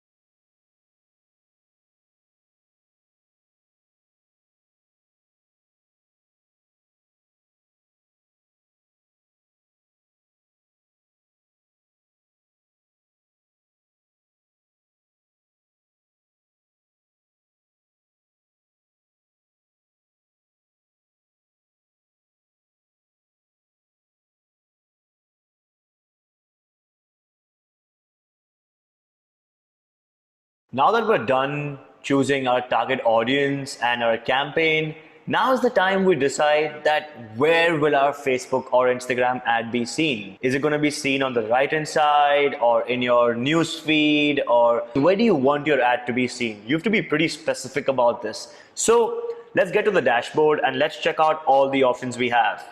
Either we can let Facebook decide and we can let it be automatic placements, or we can absolutely control this by clicking on edit placements. Now if I want, we can have our ad only on mobile screens or desktop. Well, if you were a mobile app, then you should be choosing mobile only. And if you're anything or everything else, you could also choose desktop. Well, if you're a service or something else, then you can have it on mobiles as well as desktops. Now, apart from that, you can decide where do you want your Facebook ad. So I'm going to just open all these sections up. If you choose your ad to be on Facebook, you can have it to be on your Facebook feed. You can typically have your ad either on your mobile news feed, or you can have your ad on your laptop news feed. You can choose where it's supposed to be. But if you click on feed, and if you have all devices working in, then it will show up on mobile news feed as well as desktop news feed. If you end up clicking on instant articles, then you will see your ad between articles. Take this for example. You must have read an article like this. Now when I click on this article, you will see how it's opening up and how midway between these articles you can see an ad. Typically, huge companies which have major marketing budgets are the ones which are okay with advertising on instant articles. Small companies never advertise on instant articles. So companies which believe just in getting customers' eyesights to the brand name, they click on instant articles. In-stream videos are basically ads which come in between videos.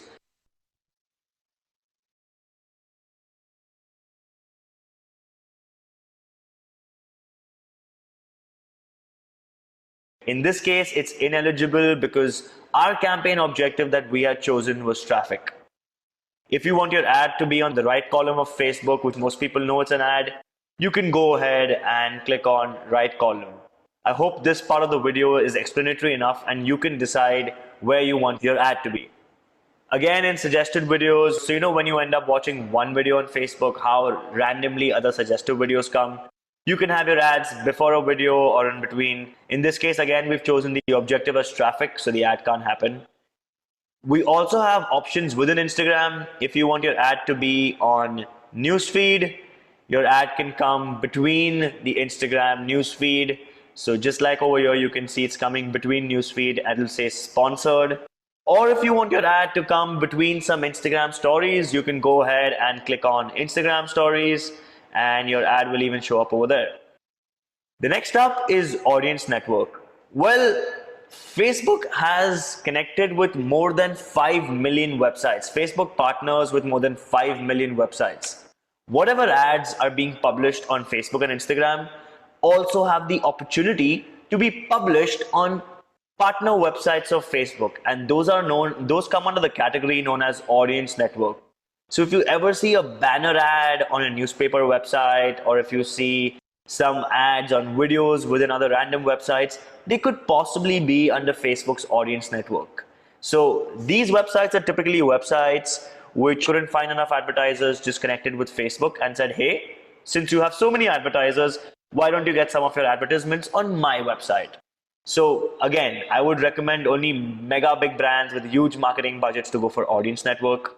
And if you want to advertise on Messenger, which is again an absolutely new thing, you can also advertise on Messenger stories by clicking on this thing over here.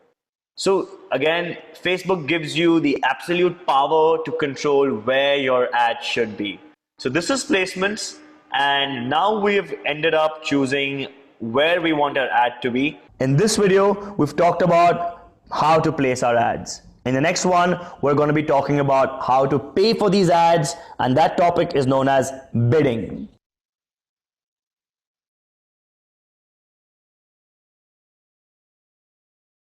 I'm going to narrow this audience and I'm going to say people who own an expensive phone. So I'm going to go to Apple. I'm going to say owns a 7 Plus, 7, 6. So let's get straight into the dashboard and see how much Facebook is going to charge you for your Facebook ads. So I'm going to quickly just take a target audience. I'm going to say India, age 18 to 65, women. Let's say I'm trying to find people who'd like to buy expensive brands. So I've put in Louis Vuitton, Gucci, Ferragamo, and I see that there are 12 lakh people out here. I'm going to narrow this audience and I'm going to say people who own an expensive phone. So I'm going to go to Apple. I'm going to say owns a 7 Plus, 7, 6S, 6S, 6 Plus. So I've chosen a few people. Facebook is telling me 1.6 lakh people are available. I'm going to narrow further and I'm going to say upcoming birthday. So now I know I have 4,200 women from India whose birthday is coming in the next 7 days who own one of these phones and who also have an affinity to buy such high priced products. Let's go ahead and actually tell Facebook how much we're willing to pay. So as you see, we're done with placements. This was placements. Now we're getting into budget and schedule. And let's get started with the first question that Facebook is asking us. Hey, do you have a daily budget or do you have a lifetime budget? Facebook basically is asking you is, are you willing to pay per day? Or do you have a certain amount of money in your mind which you're willing to let Facebook charge you either in the next 3 days, 4 days, or over a week? We're not sure. So depending on your business, you can go ahead and choose what is important to you. For now, I am going to choose daily budget and I'm going to say my current daily budget is 1,000 rupees. Do you realize that the minute I typed in from 500 to 1,000, this reach changed? Check it out. If I remove a zero from here, this again changed, which basically means every addition in rupees to your budget, your daily reach is going to increase. So I'm going to tell Facebook, hey, I can spend up to 1,000 rupees per day. But let's say that today 800 got spent out of the 1,000. What's your budget tomorrow? I have 1,000, 800 got spent tomorrow. What's my budget? Your budget tomorrow is not 1,200. Your budget tomorrow is 1,000. What Facebook will do is it will take the remaining 200 from today and will add another 800 to it to make it a daily budget of 1,000. If you've told Facebook that your budget is 1,000, they cannot exceed it ever. Let's get to the next point, which Facebook is telling you is what's the schedule? When would you like these ads to run? So I'm saying I'm going to set a start date and an end date, and I'm going to say I want these ads to start today and end after 1 month, and you can even choose the timing. Now, typically businesses which are selling concert tickets, movie tickets, or something which is deadline oriented will always have a schedule. Why? Because if you're running so many ads, you may forget when to shut an ad. So it's good to make this decision at this stage. After choosing when my ads will start and end, the next thing Facebook is asking you is optimize for ad delivery. So Facebook is saying that, hey, you have a few options here. You choose which option you want. Either you want people who will click on your ad and go to your landing page. Facebook will find people who've done that in the previous past. Or Facebook will find people who generally click on ads. Or Facebook will reach out to 1,000 impressions. It could be 100 people seeing your ad 10 times or 10 people seeing your ad 100 times. Or Facebook will reach out your ad to 1,000 unique people. Depending on your objective, you can choose what you think your ad should optimize for. Generally, I optimize my ads for link clicks. So again, I'm going to go ahead and tell Facebook that, hey, Facebook, find me people who generally click on ads. So I'm going to click on link clicks. Now, the next question is by far the most important question when you're advertising on Facebook, which is bid. What does bid mean? Bid means how much money are you willing to pay per click? Now, if you're a Google advertiser, Snapchat advertiser, LinkedIn, Twitter, any platform advertiser, the one question that remains constant is what is your bid? Which means how much money are you willing to pay per click? But why do we get to the point of bidding? You know why? Because when you're actually scrolling on Facebook, how many ads do you see? At one time in a day, at the max to max, you're seeing 4 ads. So which ad should Facebook show? Whoever is willing to pay Facebook the most amount of money, that ad is going to get preference and that ad is going to be seen first. But if you want your ad to be first in that target audience, you need to be bidding 1 rupee more or 1 paisa more or 1 cent more than whatever your competitor is bidding. So keeping that in mind is extremely important. Lots of times you'll see that your ad is not doing very well. One of the biggest reasons or the culprit is how much you're bidding. So making a small change to your bid and boom, your ads are going to start working. So let's go ahead and either Facebook can have an automatic bid, which means that they will charge you how much ever they like. But if that's not the actual case, then you can click on manual and you can decide how much you're willing to pay per click. Are you willing to pay 100 rupees per click, 50 rupees per click? Now, the thing is that we don't know. If you used Facebook in 2015 and 2016, Facebook would generally give you something at the bottom out here which says approximate bid amount. They would basically tell you that competitors who are bidding for this target audience are willing to pay X and Y. Now you can choose if you want to be more than them or middle than them, but in 2018 this feature has been removed. So as of now, this would be a vague figure to put. 50 rupees is a vague figure. Now, the only way I will know if my ads are working or not is when I go to the analytics section, which is also a part of this course, and I can see Is my ad getting viewed? Do we have reach? If it's not getting viewed, go change your bid immediately. So for now, I'm going to let it be that I'm willing to pay 60 rupees per click because I know it. Historically, it is something like this. Now, Facebook is asking me, hey, when are you charged? You are either charged per impression, which means per view. Every time your ad gets a view, you will be charged, or you're charged when someone clicks on your ad. Now, I always prefer that I should only be charged when someone clicks on my ad. Or if you have a video or something, you can even be charged per impression. They don't mean they'll charge you per impression. They will charge you every time your ad has been seen 1,000 times. To hit 1,000 impressions, it could be 100 people seeing it 10 times or 10 people seeing it 100 times. But they will charge you the minute your ad has 1,000 impressions. You can choose what you like. I am going to go ahead and choose link click. Now, the next question Facebook is asking me is schedule your ad. Either your ads run all the time or you can run a typical schedule. For this, we need lifetime budgets. So I'm just going to quickly move and I'm going to select lifetime budget. I'm going to make it lifetime budget. And now you see how detailed you can go down to. You can even choose your viewer's time zone. So if you're advertising, like I used to advertise from India for a brand called Sattva Yoga Wear, which is a US based brand which only sells yoga wear. So I used to typically advertise every day between 6 a.m. and 8 a.m. and 6 p.m. and 8 p.m. because I'd like my target customers to see the ad when they're actually doing yoga, pre-yoga or post-yoga. So if you're that specific, you can also choose which day, when and what time. Most brands are not, so we can just choose run ads all the time. And the last major thing is delivery type. Now, if you want your ad to be seen once in every 2-3 days to your target audience, you can keep it standard. But if you want to spam the living out of your target customers and make sure that every time they come onto Facebook or Instagram, they see your ad, change this delivery type from standard to accelerated. In accelerated, your ad is going to be seen 1,000,000 times. But remember, you will be charged a little more because the number of impressions your ad will hit will be a little more. So be ready to pay for that additional incremental charge. But otherwise, your ad will be seen 100% by everyone at least 10 times. So if you're an event-based ad, then make sure that you accelerate it in the last few days because it will make sense that way. In this video, we spoke about bidding of these ads. In the next one, we're going to teach you the right guidelines you need for your ads and the formats that you need for your ads, which are extremely important to apply the best creatives for your ad.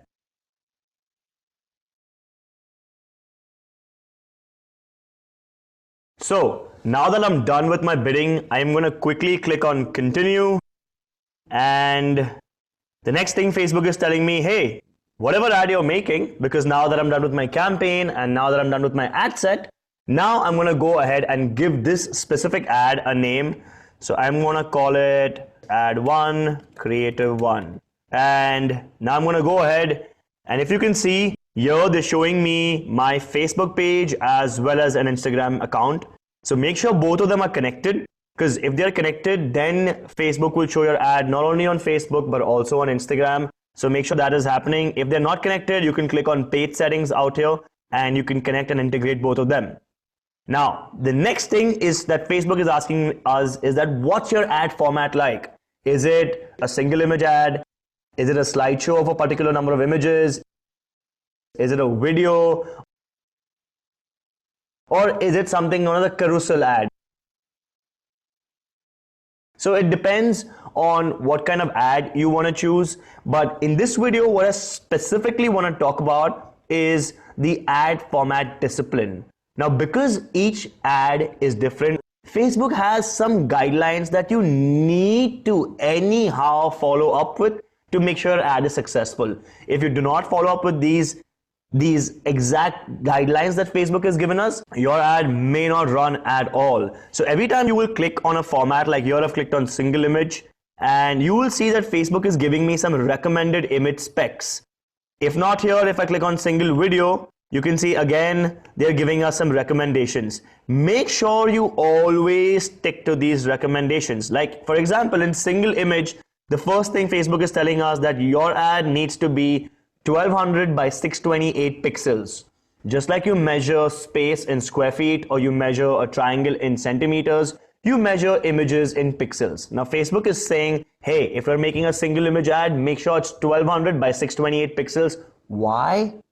Because this ad of yours, this image of yours can be seen on a large computer, on a laptop, on a tab, or on a phone screen. Now, if you are creative, if your image is of the size of 1200 by 628 pixels, then your ad can stretch and condense, and there will be no loss in quality of the image.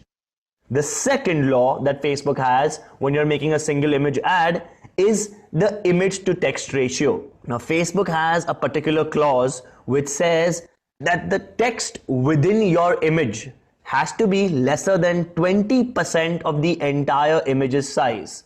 You can see that the text has to be lesser than the entire image's size, lesser than 20% of the entire image size. Now, if you want to check if your ad is within these guidelines, you can simply go onto Google and type Facebook text overlay tool. Click on the first link, and this is where you will open up.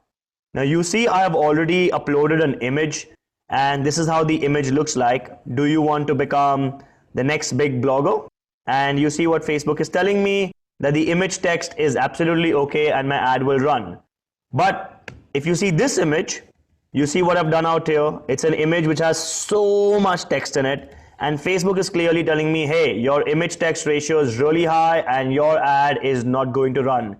Your text within your image has to be lesser than 20%. And like this, for each and every type of ad that you have, there will be certain recommendations. Adhere to the recommendations, because if you don't, your ad's not going to run. Now, quickly, a single image ad is just one image. Video is a video ad. A video could be up to 15 seconds is the recommended length, but it could also be up to 240 minutes. This is a slideshow ad. It's a collection of a lot of images, and 50 seconds is the recommended time. In a collection, you can have one big image and 4 or 5 small images. Generally, e-commerce brands will have collection-based ads, because in a collection-based ads, you have a product catalog and you can showcase a lot of products.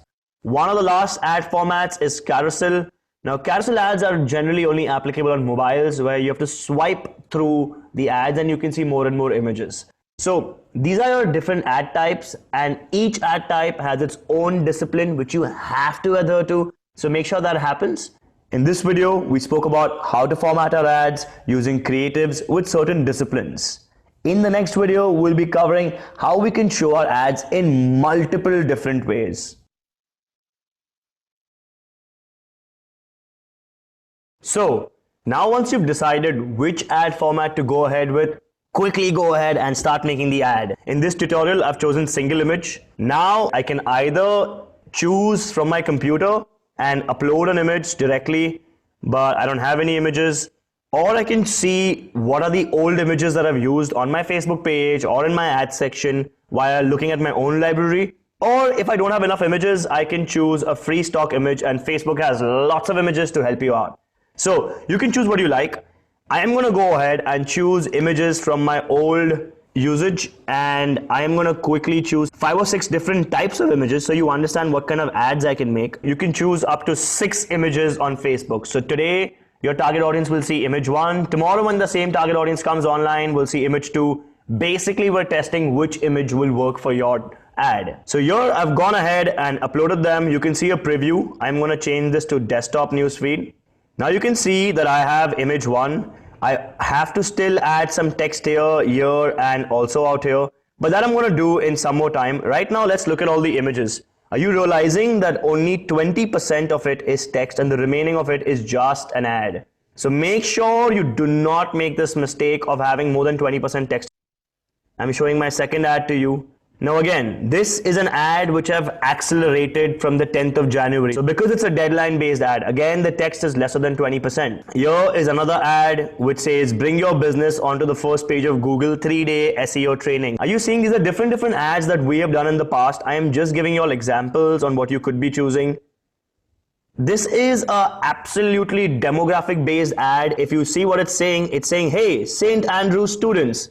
This ad is targeted to everyone who's been or studied in St. Andrews. So your ad could be this targeted also, and it can talk to the student from that particular college. If you see another ad out here is again a very basic ad which says certified social media marketing course, and you can see that how the ad is.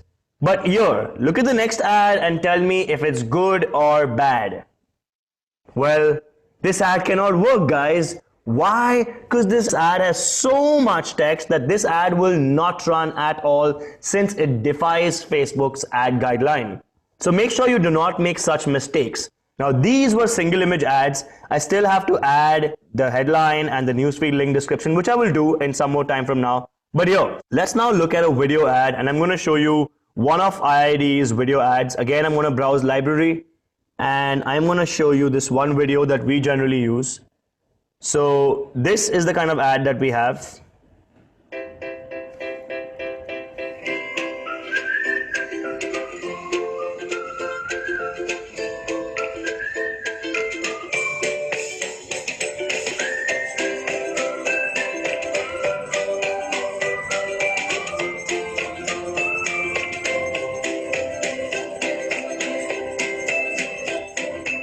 So either it could be a video ad. Now I'm going to show you one more example of a video ad in which I have done demographic based video ads. So let's say this is the ad, and this ad is specifically going to each and every student who's actually studied design. Now check out the ad and you will understand why.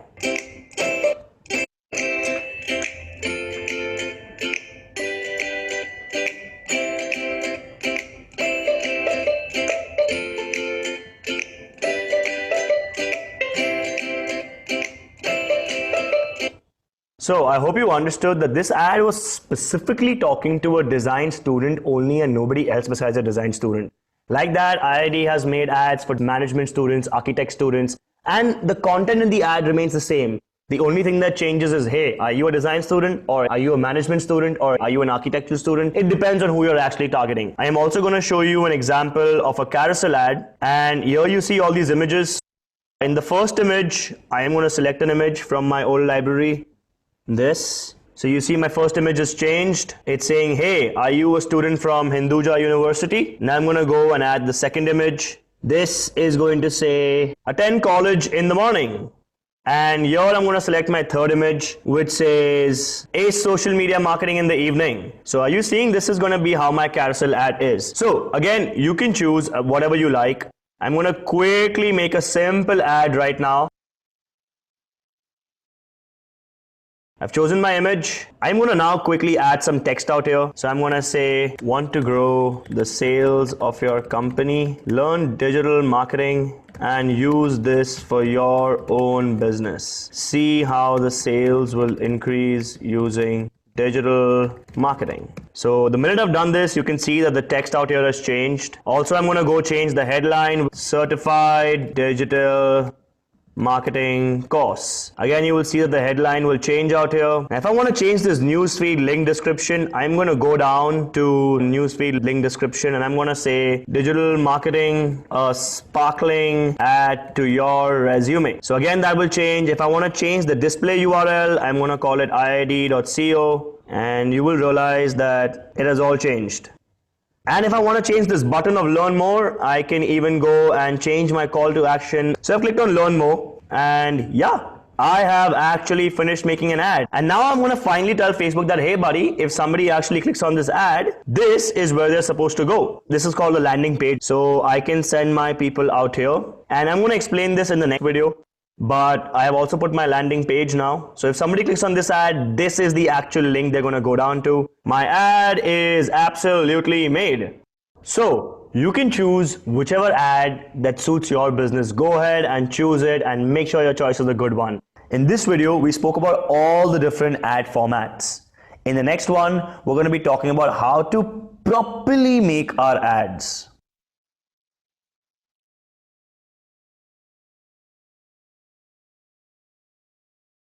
So in this video, I'm going to make the Facebook ad. I've chosen currently single image as my ad format. I'm going to come back to this full screen experience. I'm going to quickly look up my old images. So I've taken this image which says learn digital marketing and register for a free one-on-one counseling. So now I am going to actually make the entire ad. The first question Facebook is asking me, hey, if somebody clicks on this Facebook ad, where will they go? Where will they go is called the destination URL. So I am going to give my website URL. I'm going to choose this link. Now you will mark when I choose this link, automatically some information has come out here. Well, basically what Facebook has done, they've scanned through your web page and randomly added some text. But let's say you do not like this text and you want to change something, absolutely doable. So I'm going to go ahead and change the text out here. And I'm going to say, do you want to increase the sales for your business? Digital marketing is known to increase sales by 45%. Add this to your business. So you'll see that the text out here will absolutely change. And if I want to change the headline, I'm going to call it Certified Digital Marketing Course. And if I want to change the content at the bottom, I can go to newsfeed link description and I can say add digital marketing to your resume. So I can actually do something like this. If I want to change this button from learn more, I can change the call to action out here. Depending on what you want to do, I'm going to keep it to learn more. If you want to add some overlay text, you can even do that from here. But I generally don't prefer it. I generally prefer it being within the creative itself. If you want to make an ad in a different language, the same ad, you have the option out here. And if I want to change the link out here, it says iid.co. And if I want to call it xyz.ab, you'll see it's going to change out here. But that doesn't mean that if someone clicks on the ad, they will go to xyz.ab. They will still go to this destination URL. This is just to see. So I'm going to go ahead again and change this display link to iid.co. And now, let's say if this ad is actually happening with someone and there is another person in this ad or another brand in this ad and I want to co-brand this ad, I can do the same. So I can also say that this is branded content and this ad is with Coldplay, the brand. So you can see that it will say ID with Coldplay. Now, a message and a notification will go to Coldplay only if they accept will this ad go out. Otherwise, this ad cannot go out. But if you want to do a co-branded ad, you can do the same. Now my ad is absolutely ready to shoot. Once you've done with your ad, I would recommend you to review your ad once. Once you've done so and you think everything is pleasing and appropriate, just go ahead and confirm. Now in my case, if I click on confirm, the ad will actually go live. So I'm not going to do that. What I'm going to do is I'm going to explain to you that if someone clicked on this ad, they go to a landing page. In this video, we've covered the concept of making an ad. In the next one, we'll be talking about the distinctions between a full screen experience and a landing page.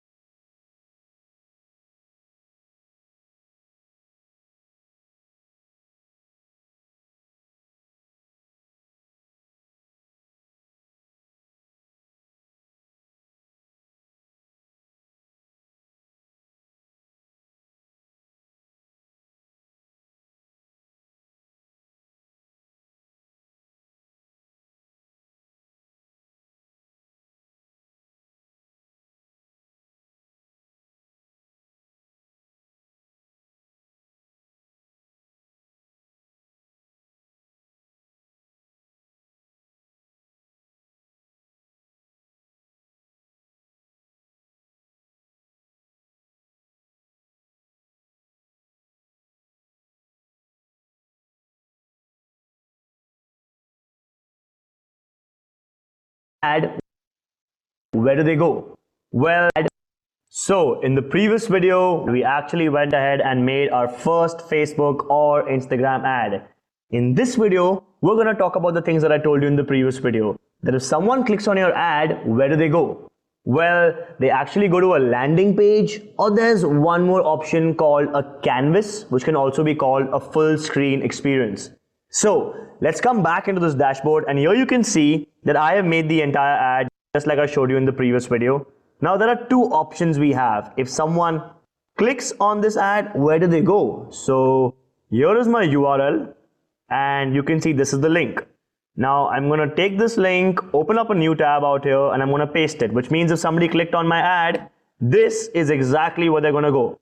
1, 2, 3, 4, 5.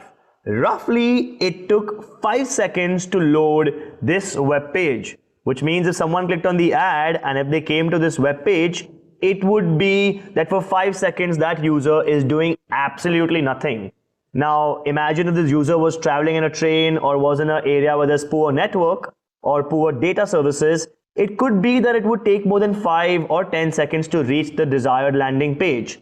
Well, to avoid something like this, Facebook actually launched something known as a canvas, which is also known as a full screen experience or also known as an instant article. Well, if you do not want your user to go to your web page or your landing page after clicking on an ad, or let's say if you're a business who does not even own a website, then what do you do in such a case? How do you actually get the customer's details like a name or a number or an email ID? What do you do? Facebook's got us covered for this as well. So let's go back to the dashboard. And now this was the part I'd actually skipped in the previous video, which means add a full screen experience. So I'm telling Facebook that, hey, if someone clicked on my ad, they will reach my full screen experience. Now remember, this works on mobile phones only. If your ad was also going on desktop, this is not going to work. But if your ad was only for mobile, this will 100% work. Now, just like how Google has AMP, accelerated mobile pages, and Facebook has something known as an instant article, or I just want you to concentrate on this logo. Can you see this lightning symbol out here? It basically means this lightning symbol signifies that if somebody clicked on your ad, instantly a page will open. This page is actually preloaded on Facebook. This is how the page will look. So once someone's clicked on this ad of mine, I am recommending them to immediately come on something like this. And the minute they click on the ad, this is what they will see. Or they will see something like this, where the first thing is a video instantly, no loss in time. Then they're giving us place to introduce our brand out here. So I'm going to say a lavish 4-bedroom apartment right around the corner. And you can see the changes are happening. At the same time, world-class accommodations. And here I have a series of images which I can also use. And add descriptive content. So basically, it's exactly like a landing page, but it's a landing page on Facebook which opens instantly within milliseconds. You do not travel to your own website. Here again, you can collect a customer's name, number, and email ID, just like how I would collect on my web page out here a name, number, and email ID. So both the things solve the same problem. They collect customer data. But the difference is, in a landing page which is on my website, the customer is traveling from Facebook to my website, which may take 5 seconds or 10 seconds depending on how fast or slow your website is. But if you choose a full screen experience, bang, the customer is reaching your desired landing page or your desired landing information within a millisecond. As a business, you decide what is right for you again. If you don't have a website, definitely go ahead with full screen experience. If you have a website, you can go ahead with your own website's landing page. That decision is absolutely yours and not mine to take. So I hope you understood how a full screen experience works and how a landing page works. This video, we covered the differences of a full screen experience versus a landing page. In the next one, we're going to be talking about the important parts of a landing page.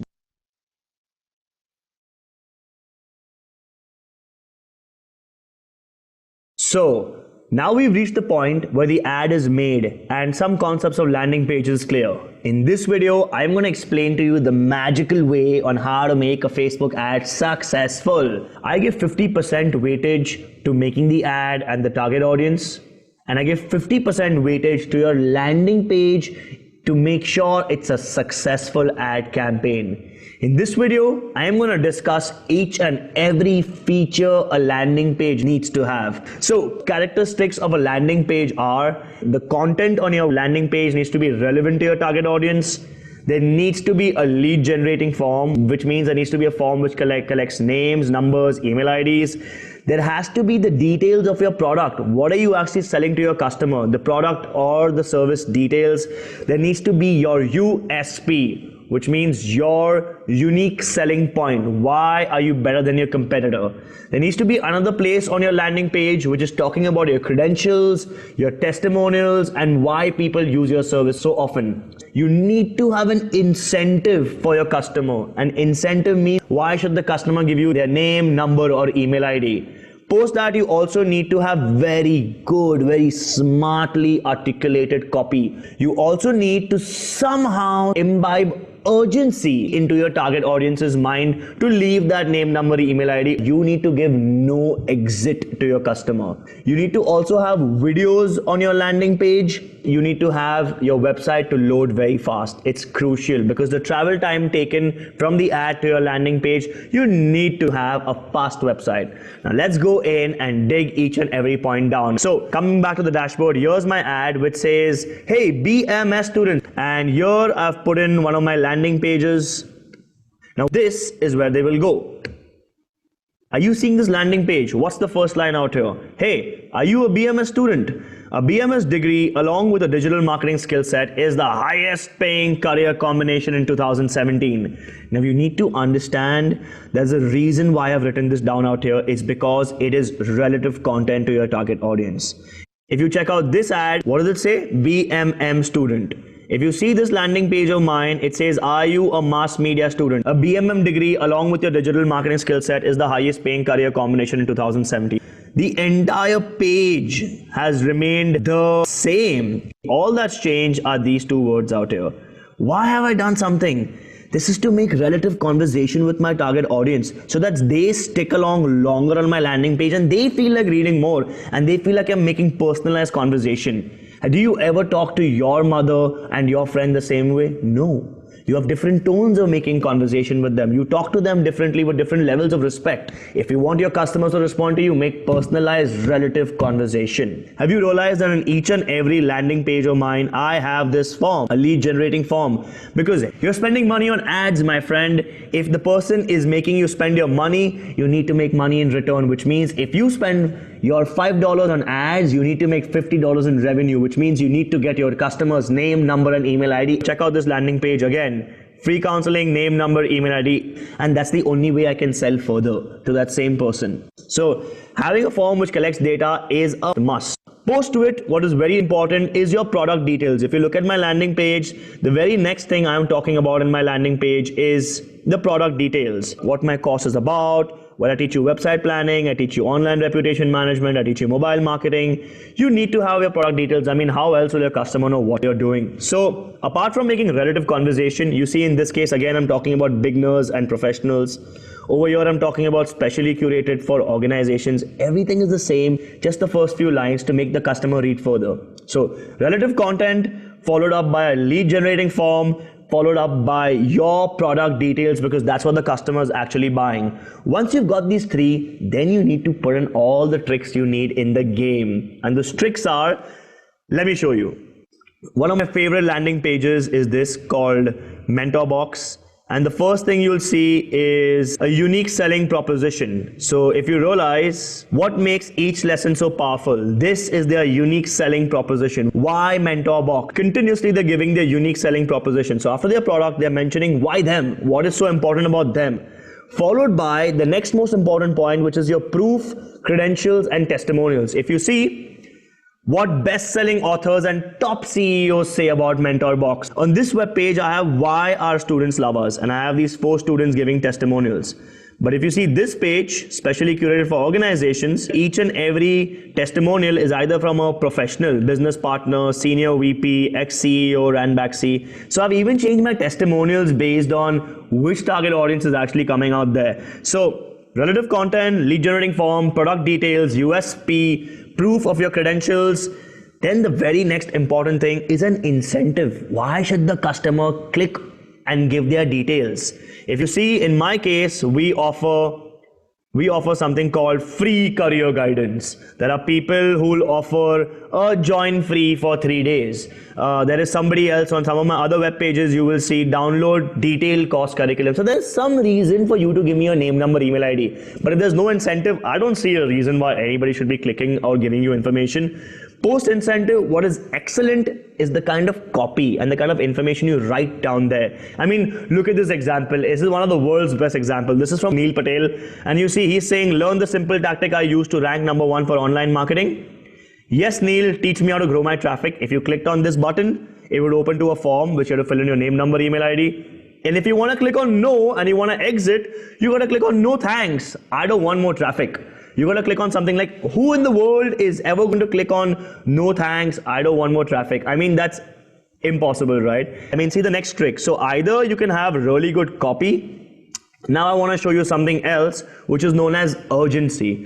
So if you check this page out here, it says claim your limited time offer before it's too late. And you see it says 34 minutes and 45 seconds. Now this kind of develops an urgency in a customer to give in their information. I mean, you've probably seen this many times happen on Amazon or eBay where they say offer expires in few hours. It's not expiring, guys. They just want to give you and make you feel like this is urgent, do it now. I mean, if you see this web page, it says 34 and 25 right now. Let me see if I reload it.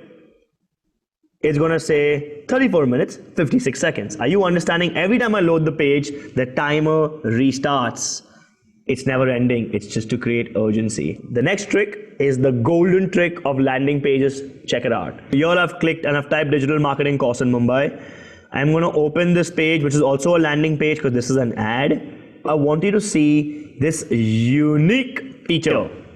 If you check out this landing page again, book free one-on-one counseling, inquire now, lead generating form, all the details about course, about talent edge, faculty. But if you realize, if I click on anything, the form is forever moving with me. And the reality is that at no time am I able to exit this website. I can't even click on this logo, which means I only have two options now. Either I fill this information and click on inquire now, or I actually exit it by clicking out here. There's no other options. Two other major tricks is you should have video content on your landing page, which means the minute someone lands on your landing page, blast them with a video. Why? Most people won't tell you this actually, but when you run ads, a lot of people come to your landing pages. Generally, these people who come to your landing pages bounce within the first 60 seconds to another web page or somewhere else. Now, if that happens, Google will increase your bounce rate. What is bounce rate? Bounce rate means when a user comes to your website and leaves your website within 60 seconds. So a lot of times when you do ads, people come to your website and they immediately bounce. In that case, your bounce rate will go high. The higher your bounce rate, the lower your game on SEO. So remember, to optimize your bounce rate, have a video, because if a video plays automatically, then people are engaged and they've already spent 30-40 seconds. So that happens. And the last point is make sure that your landing page loads fast, which means that the travel time taken for the customer from the Facebook ad to reach your landing page shouldn't exceed more than 5 seconds.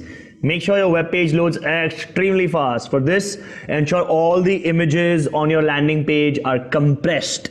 Basically, we uploaded an image which is 1 MB, pull it down, compress it, pull it below 200 KB and upload it back online. But ensure your landing page loads extremely fast. These were the top 11 features each and every landing page must have. If you have these 11, your chances of converting from a potential customer to an end paying customer are much better. Make sure you have these. These account for 50% of the success of why your Facebook ad will be insanely successful. Make sure you implement them, and when you do, come back to the comment section of this course and say that you genuinely actually implemented them and saw results. In the next video, I'm going to be giving some ad analytic tips and some landing page aftermath tips to get the sale in. In this video, we've discussed all the golden secret essentials of a landing page. In the next video, we'll be talking about what to do after your landing page is set up.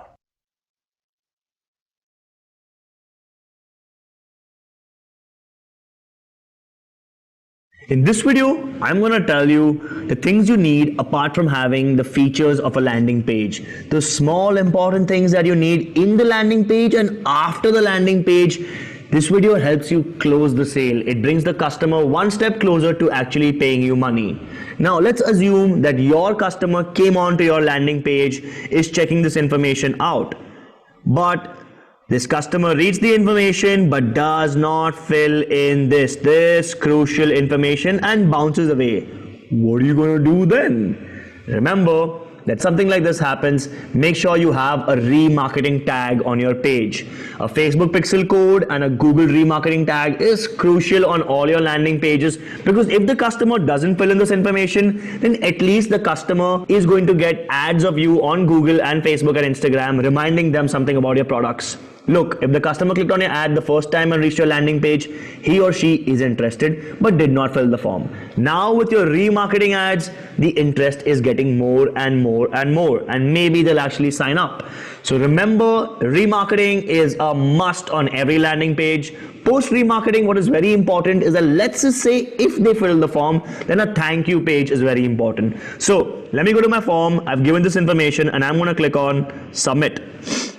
Similarly, out here, I've given my information on my free counseling and I'm going to say register. Now, a thank you page is very important because it tells you what to do next. Thank you for showing interest in our digital marketing program. It's telling me exactly the action I need to perform after this. You have received an email, go check your inbox. Similarly, it says, you received an email, please check your inbox. And if you haven't received it, check your spam or trash and move it to your inbox. Are you understanding? The thank you page is telling the customer what to do next. So now, I have filled this information in. So this is the email ID I had given, which is karan@iid.co. And you can see that I have got emails. And the name I had typed was Karan Shah test. So the third most important thing is a transactional email. A transactional email is when a customer gives in their information, immediately an email is sent to their inbox which goes to their primary. That's called a transactional email. It's like removing money from an ATM and you immediately get an SMS. Yo, someone filled in the details, they immediately got an email. Now you see how personalized my email is, and this all can be done via a simple plugin called Ninja Forms where you can customize names. So you see it says, hello Karan Shah test. Are you a BMS student? Then you must read on. BMS plus digital marketing is the best career combination. Are you understanding? Every email is personalized. My transactional email again takes them back to my website. Similarly, if you check here, this is the other email, one-on-one digital marketing consultation. Hello Karan Shah. All the information, again, each and every email is customized and personalized. So a transactional email is a must. Post this.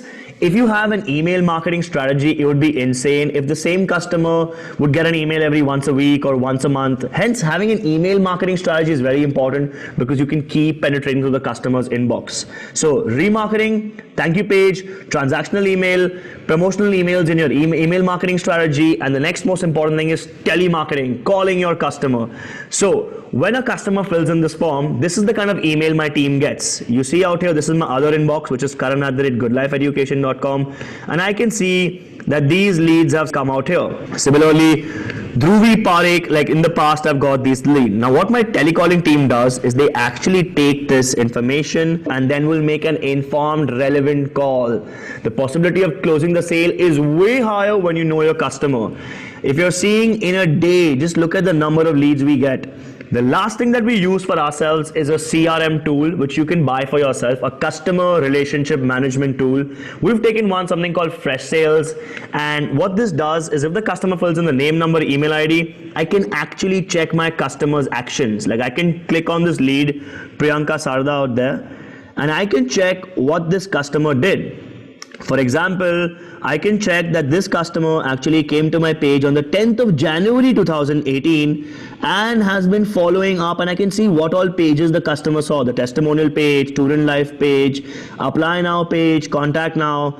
11, 12 Jan, if you realize this customer has been talking to us every day. 14 Jan was the second last visit, and that person has come back to me on the 12th of February. If you realize, my CRM tells me when the customer met me, what they're doing and how they're interacting with me. If you have all these put together, you're killing. So make sure you have all of these in your aftermath of a landing page, and trust me, you'll do brilliantly well. In this video, we've spoken about remarketing and thank you pages. Now, do you want to know whether your ad is doing good or bad? Well, of course you want to. So in the next video, we'll be talking about something known as ad analytics.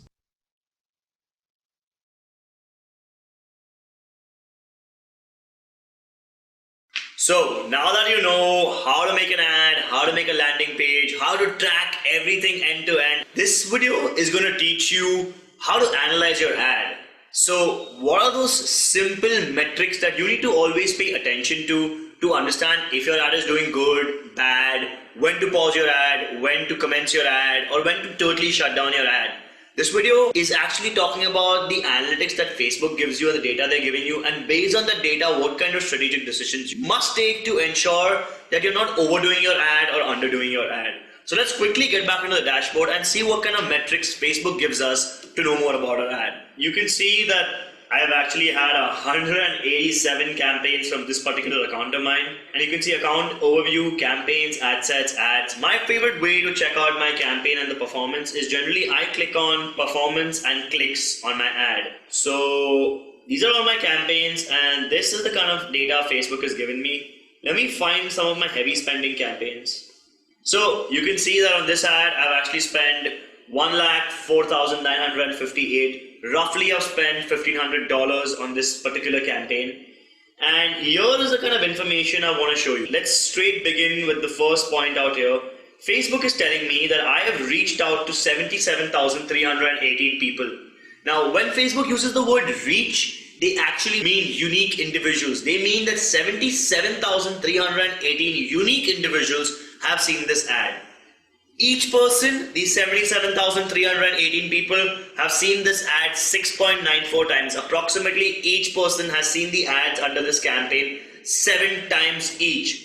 So if you multiply reach, which is 77,318, into frequency, roughly 7, you will get the total number of impressions this entire campaign has made. This campaign has made a whopping 5,36,898. 536,000 impressions is what this campaign has actually had, those many impressions. So now we know that impressions is actually reach into frequency gives us impressions. Now let's look at the couple of other metrics they have out here. So Facebook is also telling you that you got 5,968 link clicks. But at the same time, Facebook is also telling me that I got 8,974 clicks. Now, what's the difference between these 5,968 clicks and this 8,974 clicks? Well, the difference is only one thing. These 8,974 clicks could be clicks anywhere on the ad. It could be on the creative, on the headline, on the like button, comment button, share button. It could be anywhere on the ad.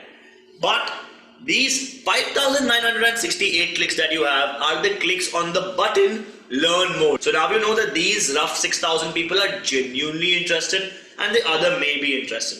So that's the difference between all clicks and link clicks. Now, CPM stands for cost per 1,000 impressions. Facebook is telling you that every time your ad was viewed 1,000 times, they charged you 195 rupees. But another way to calculate the same thing would be your cost per click, which is 17 rupees. But this is cost per link click, and here you will find a cost per click all, which is 11 rupees. Now, of course, in all your cost per click is lower because the total number of all clicks I have is 8,974. And the total number of link clicks I have is 5,968. And that's why my cost per link click is way more than my cost per click. I hope you can understand this is because the number of people in all clicks is more and link clicks is less. So that's why these costs are changing. These are just literally different ways of evaluating the cost you're spending on a Facebook ad. Now, the major 2 triggers I see out here is one is landing page views. Facebook is telling you that out of these 8,974, only 3,362 made it to your landing page. Now you understand why I was saying improve your landing page speed, time, and make all those changes to your landing page because people bounce. Okay, especially if you're coming from a country where network isn't great or your data or your internet is not great, there's a high possibility people are going to bounce. So ensure your landing page is superb if you want to make sure that everybody who clicked on your ad definitely went to the landing page. Now, keep all these metrics aside. The most important metric on a Facebook ad is CTR, click-through rate. By pure definition, it means clicks upon impressions into 100. It basically means in every 100 impressions your ad makes, how many clicks do you get? So here you see my CTR is 1.67% and my CTR for link clicks is 1.11%, which basically means for every 100 impressions my ad is having, I am getting 1.67 clicks. You can simply take the numbers. Clicks is 8,974 divided by the number of impressions, which is 5,36,898 into 100, simply gives you the number 1.67%. It's clicks upon impressions. So basically, every 100 views your ad gets, how many clicks do you get? The bare minimum industry benchmark is 1%, which basically means that if your ad is seen 100 times, you need to get 1 click.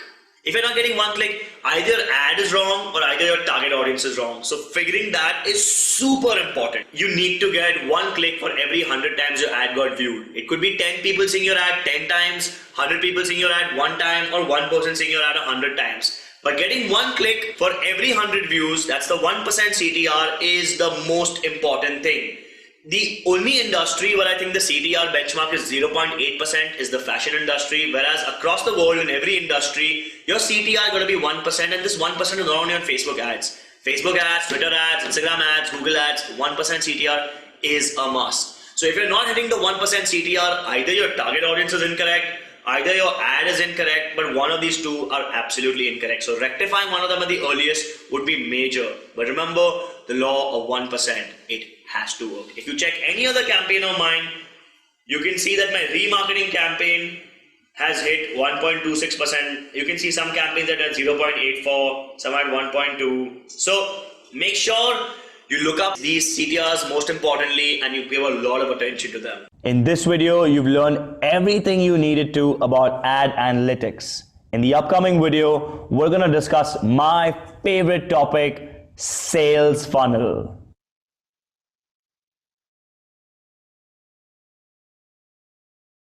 So, in the previous video, you actually learned how to analyze your Facebook ad.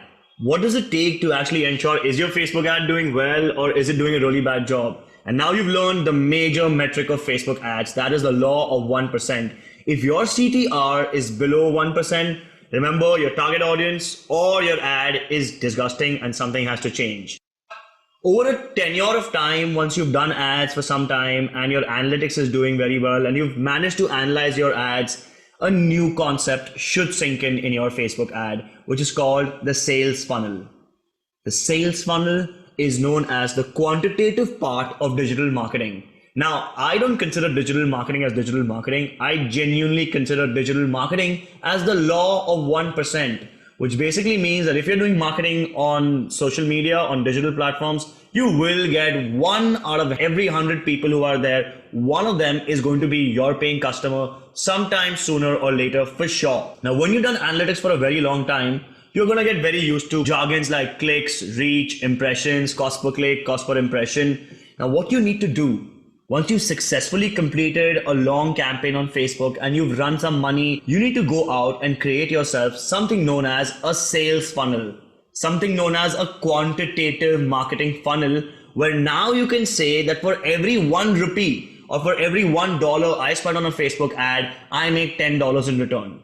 That's how quantitative Facebook advertising or Instagram advertising should be. Now let's go ahead and I'm going to actually dig into an IIDE sales funnel. I'm going to actually talk about how many ads do I need to do to get how many leads, to get how many people interested in joining my courses, to how many applications, and to eventually how many paying students. Well, based on my historic analysis, today I can actually say that if I want 30 paying students at IID, I need to have at least 90 applications, which basically means that 33% of people who will apply at the course will actually become a paying student. At the same time, to bring in those 90 applications today, I need to have 1,250 leads, which basically means that 7% of my leads, which is 1,250, actually go ahead and apply to an IIT full-time professional course. To get those 1,250 leads, I need 20,500 clicks on my ads.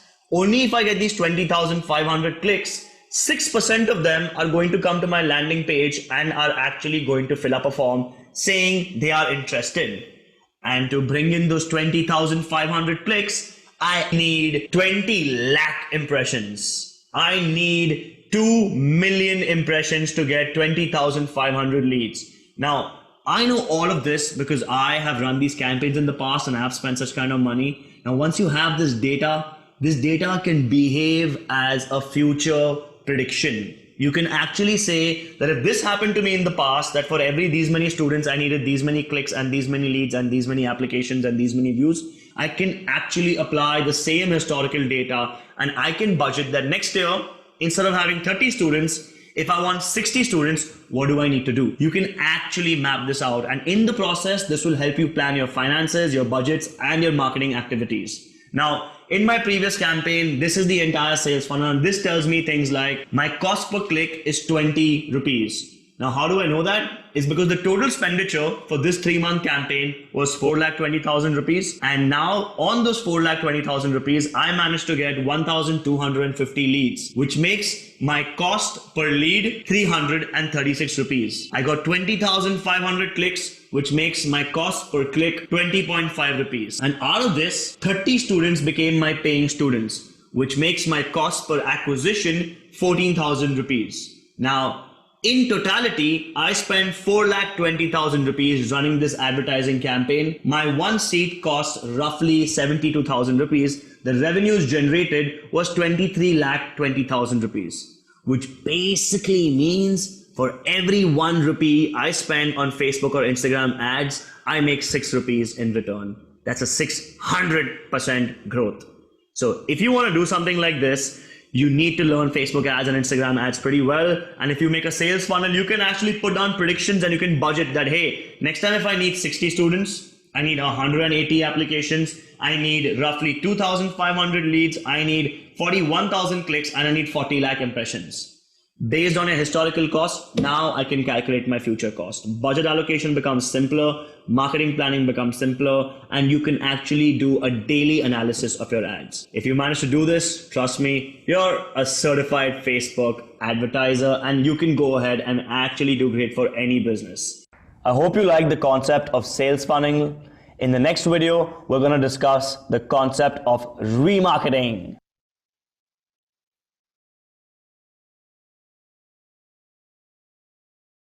So in this video, I'm going to actually teach you is that if you ever went to IID's website and then if you open your Facebook or Instagram, you're definitely going to see an ad either like this or like this one or like this one or maybe one of these. But you will definitely see these ads and I guarantee you, you'll have a smile on your face. Now this entire process, what I just did is called remarketing, which means that the customer has come to your website one time. Means that customer is slightly interested, and then to move that customer from slightly interested to way more interested, we need to continuously market to the same customer. And for this, we keep showing that customer ads. And this entire process is called remarketing. And all of this is done with the help of something known as Pixel. No, not Google Pixel, not what Pixel is. This is Pixel code. It's a piece of code which Facebook gives us. You take this piece of code and you put it on your website, and the Pixel's job is to track every person who comes to your website. Now, where do you find this Pixel code? Hey, it's in your Facebook ad manager. So this is my dashboard. And when I open my dashboard, I can go to all tools. And here, under measure and report, there's something called Pixels. Click on it. Now, when you reach Pixels, are you realizing that it's telling me that in the past 7 days, 5,800 events have worked out on my website. The Pixel is tracking each and every action of every customer on my website. Let me show you what the Pixel is. I'm going to quickly click on details, and I'm going to go ahead and identify this Pixel. Now, can you see setup on the top right? Once you click on setup, there are 3 ways you can install this piece of code on your website. Either you use an integration tag manager. If you're using WooCommerce or BigCommerce or Shopify, you can do it that way.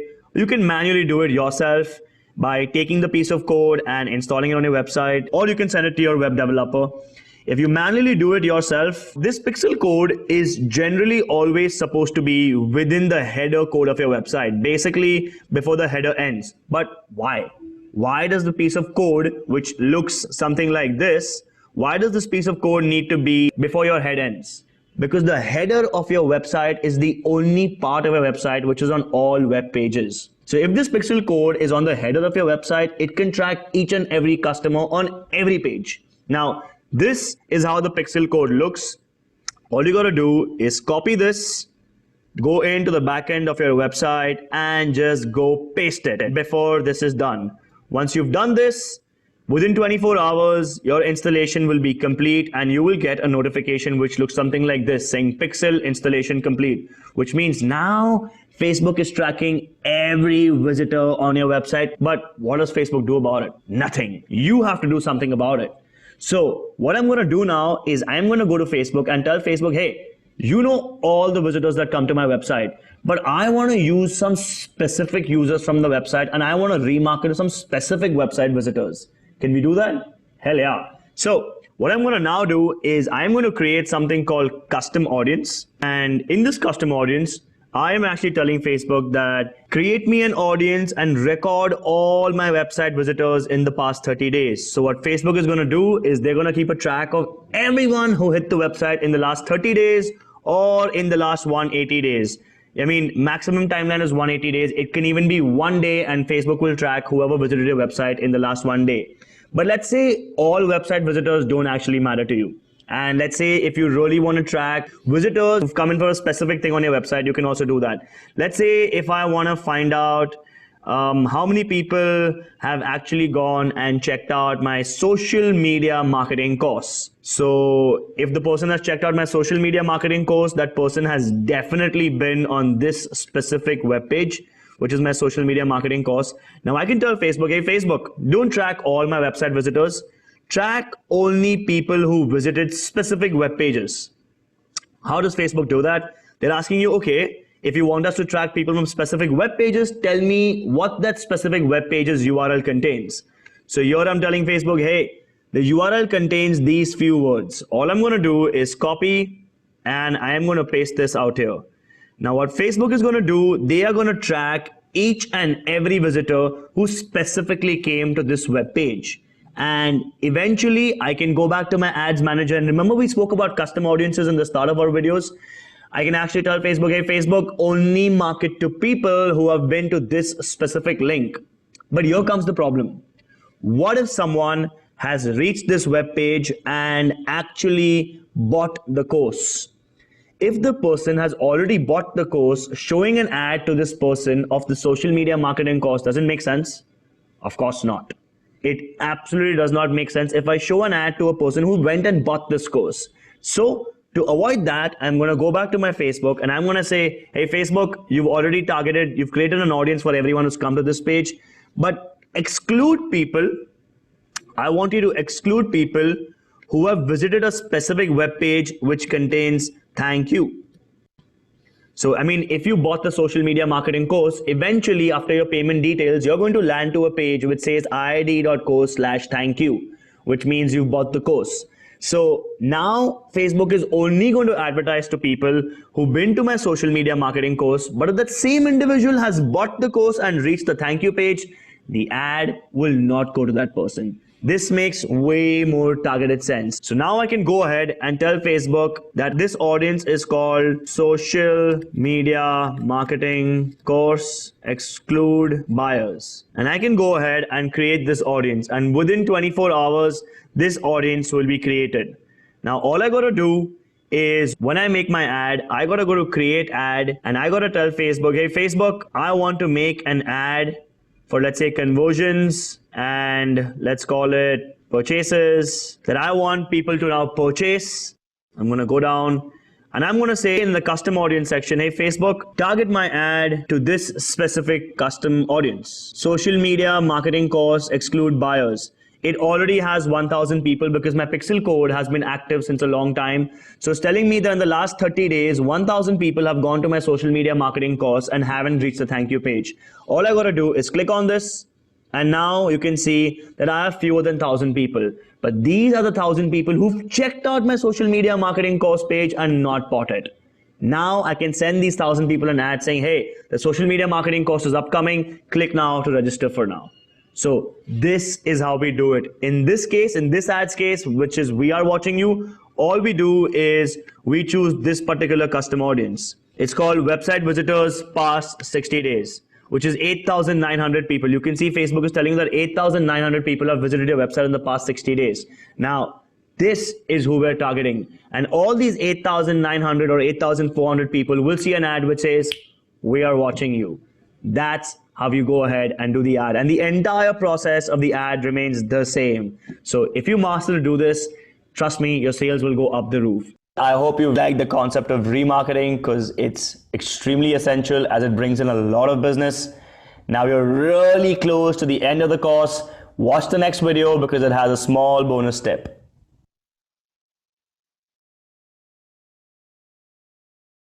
I am so happy we're reaching the end of this course, which is why I've added a bonus video to this entire course called How to Do Lead Generation Ads. But before I get into this, why should advertisers move towards a lead generation ad? Reason A, the minute the customer clicks on the ad, within a millisecond a form will pop up, which I think is amazing, and it will already have your name, number, email ID on it because that's the data you gave Facebook when you logged into Facebook. So that's reason 2. Reason 3 is that it's not taking you to a landing page which is on a website. So many times I click on an ad and then there's a website which is loading. I'm probably in a low network area and it takes more than 15 seconds for a website to load. I'm already bored and I'll shut it. So in a lead generation ad, that doesn't happen. Previously, a lot of businesses did not do lead generation ads because you could never remarket to somebody who actually engages with a lead generation ad. As of today and with Facebook's new updates, you can now remarket to people who have engaged with a lead generation ad. So these are some really important benefits, and I recommend all of y'all to at least try making a lead generation ad. So let's go ahead and make a lead generation ad. So I'm back to objective and I have clicked on lead generation. I'm going to call this lead generation demo for current Facebook course. I'm going to click on continue. In this ad, I'm going to promote my School of Code. So I've already put in some targeting options. I have chosen Mumbai for my offline institute. I've chosen an age group between 18 and 24. I've included people who have interests in CSS, JavaScript, web development. I've got a potential reach of 95,000 people. I've already explained placements, budgets, and all of these things in my previous videos. So I'm going to straight look at the ad. This is my creative. So I'm going to say IID's School of Code is now open. Apply now. Something as basic as this, add programming to your skill set. So it's a very, very, very basic ad. And the minute someone clicks on this sign up button out here, you will see what will happen. Instantly, a form like this will open up, which you can see out here. So the same image, and you can have some information out here. And this is an instant form that pops up in less than a second. Today, I'm going to go ahead and create a new form. So I'm going to click on new form. Now here, I have something really interesting. Lead gen ads can be of two types, okay? More volume or higher intent. Multiple times, people click on your ad and the form opens up and your name, number, email ID is auto-populated and you click on submit just to get rid of the ad so you can go back to scrolling on Facebook. When you actually call that customer and you'll ask them, sir, you actually gave us your details. He'll be like, I don't even remember. And this has happened multiple times with multiple businesses, which is why Facebook launched a new feature on Facebook lead generation ads called higher intent, which adds a review step. So people actually confirm what they're doing. So when you do a higher intent, you will realize that people have to slide this entire thing till the end. And that's when the information will get submitted. So when you actually make a user slide from one end to the other, the user is genuinely interested and absorbs the information that yes, I have given such information to Facebook. So you can also do something like this. So it depends on what kind of a business you are. More volume, higher intent. I always end up using higher intent. So I'm going to again choose higher intent. Let's go ahead and create the form. So I'm going to go to intro. Now headline, which you can see headline text out here, and I'm going to call it IID's School of Code is now open. I can use the same image or I can add a new image. I can even add some text. So I've given some basic information which might entice someone to fill in their name, number, email ID. Next comes up, sign up by providing your info. Generally, this information is auto-populated. So you can see I've already chosen email and full name. Sign up is what I've written out here. You can also add a custom question. Now, many businesses don't, many businesses do. I genuinely recommend you to add a custom question. You can ask a short question Now, this is an open-ended question. If you see out here, okay, why do you want to learn how to code? It's an open-ended question. The customer is supposed to give you an answer. Now, when the customer actually fills up something like this, why do you want to learn how to code? That means the person actually has an intention. But if you never asked this question, maybe he would have just filled in name, number, and just filled next. So ask a question which is relevant to you, which gives you better information to communicate with your customer. Many times people do not have answers to these. So you could also go ahead and ask a multiple choice question, which is a yes or a no. I recommend you doing something like this and ask a question to which the answer is always yes. Because the customer will feel like, oh yes, I need this product. So it depends on you. I sometimes end up asking open-ended questions because I generally am talking to students. The next thing that I can do is a privacy policy. Now this is crucial because you are getting your customers' details on Facebook's platform, which means Facebook has to inform the customer that this is the privacy policy of the company your name, number, email ID has gone to. A lot of businesses can't do lead generation ads because they do not have a privacy policy. So I'm going to quickly go to IID's privacy policy, which I've kept open out here. I'm going to copy this link, go back to my ads manager, and I'm going to just call it IID's privacy policy and put in the link out here. You can see it's filled up. So if the customer wants to read what happens to their data, that is absolutely available to them. The next is the review screen. The review screen gives a chance for people to look over the information they've submitted, and you can see the slide to submit. So that is reaching the end of a lead gen ad. And last is the thank you screen. You can see, thanks, you're all set. Your information has been sent to IID. Tap below to visit IID. So if they click on this button at the bottom, which is the button type, visit website, view website, and I can put in my link out here. The minute someone clicks out here, they are redirected to the website. So I've kind of reached the end of my form. So I'm going to say finish. All my things are done. And you can see my form is ready. So if somebody clicks on this ad of mine, which I've made up out here, this is exactly what they're going to see. These are all the screens that they're going to see: screen 1, screen 2, and screen 3, and then they click on view website. So that's my entire lead gen ad. Now there's one very important question, that if customers actually went in and filled this lead gen ad, where would you find the name, number, email ID? Well, what you have to do for that is you go to your page.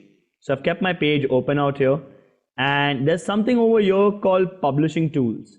Click on Publishing Tools, and you can go to the left bottom corner, which says Forms Library. And now you can see all the lead gen forms that I have out here. And you can see that I've generated 242 leads from here. All I can do is click on download and download these new leads on a CSV format or an Excel format. And here is my Excel file. I'm going to quickly open it for all of you all to see it. And you can see that I have my customer's phone number, I have their email ID, I have their first name and their last name. So really interesting data. And also I have a timestamp on when they filled it. So if you want to know when your customers are filling in such data, you can also do that. Now, please remember, every business has different targeting objectives. I recommend split tests. Do some of your ads on a lead gen ad and do some of your ads landing to a landing page. See what actually works for you, where you get better quality leads, where more people react to you and more people engage with you. And based on this, then finally make better ads for yourself. So I genuinely recommend, do ensure you look at lead gen ads. This is all for this video. There's something extremely interesting in the next video. Do watch it.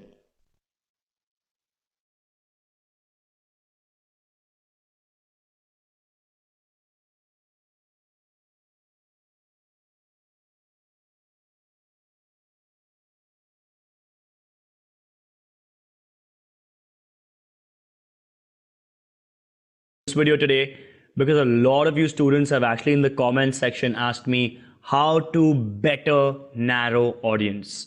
So I'm going to use an example and show you how to make a really good narrow audience. And in this, I'm going to use the case of a brand called Gucci. It's a really popular brand. It's a premium brand. They sell bags, belts, clutches, heels, shoes, so many things, but at a much more premium price, which means only a selected few can pay for this brand. This brand has its presence in the United States, United Kingdom, India, lots of other countries. So today, using Facebook targeting, I am going to try finding Gucci's fastest buying customers. Okay, and I'm going to use the narrow audience option. So I'm in my targeting dashboard already. I've chosen United States as a country. I am going to choose United Kingdom as another country. Then I'm going to choose India as one more country. I've chosen 3 countries for now. That's pretty basic. Since it's Gucci, I'm assuming that a lot of women would buy this product. And since you need to be rich to buy this product, I'm assuming your age group to go about the age of 30 to probably 65 because you could be buying anything.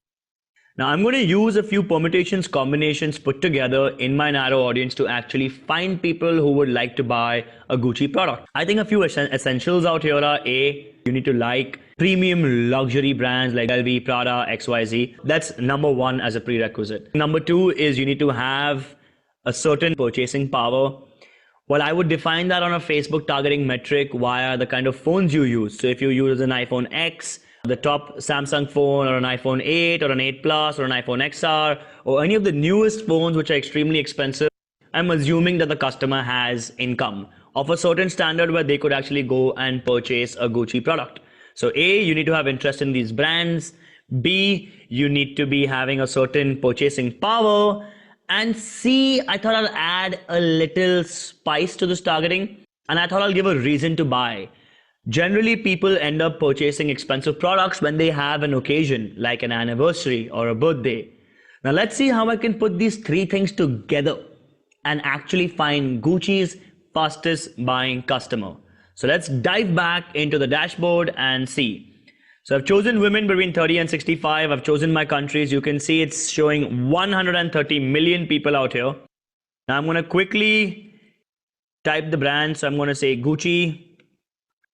Ask for some suggestions.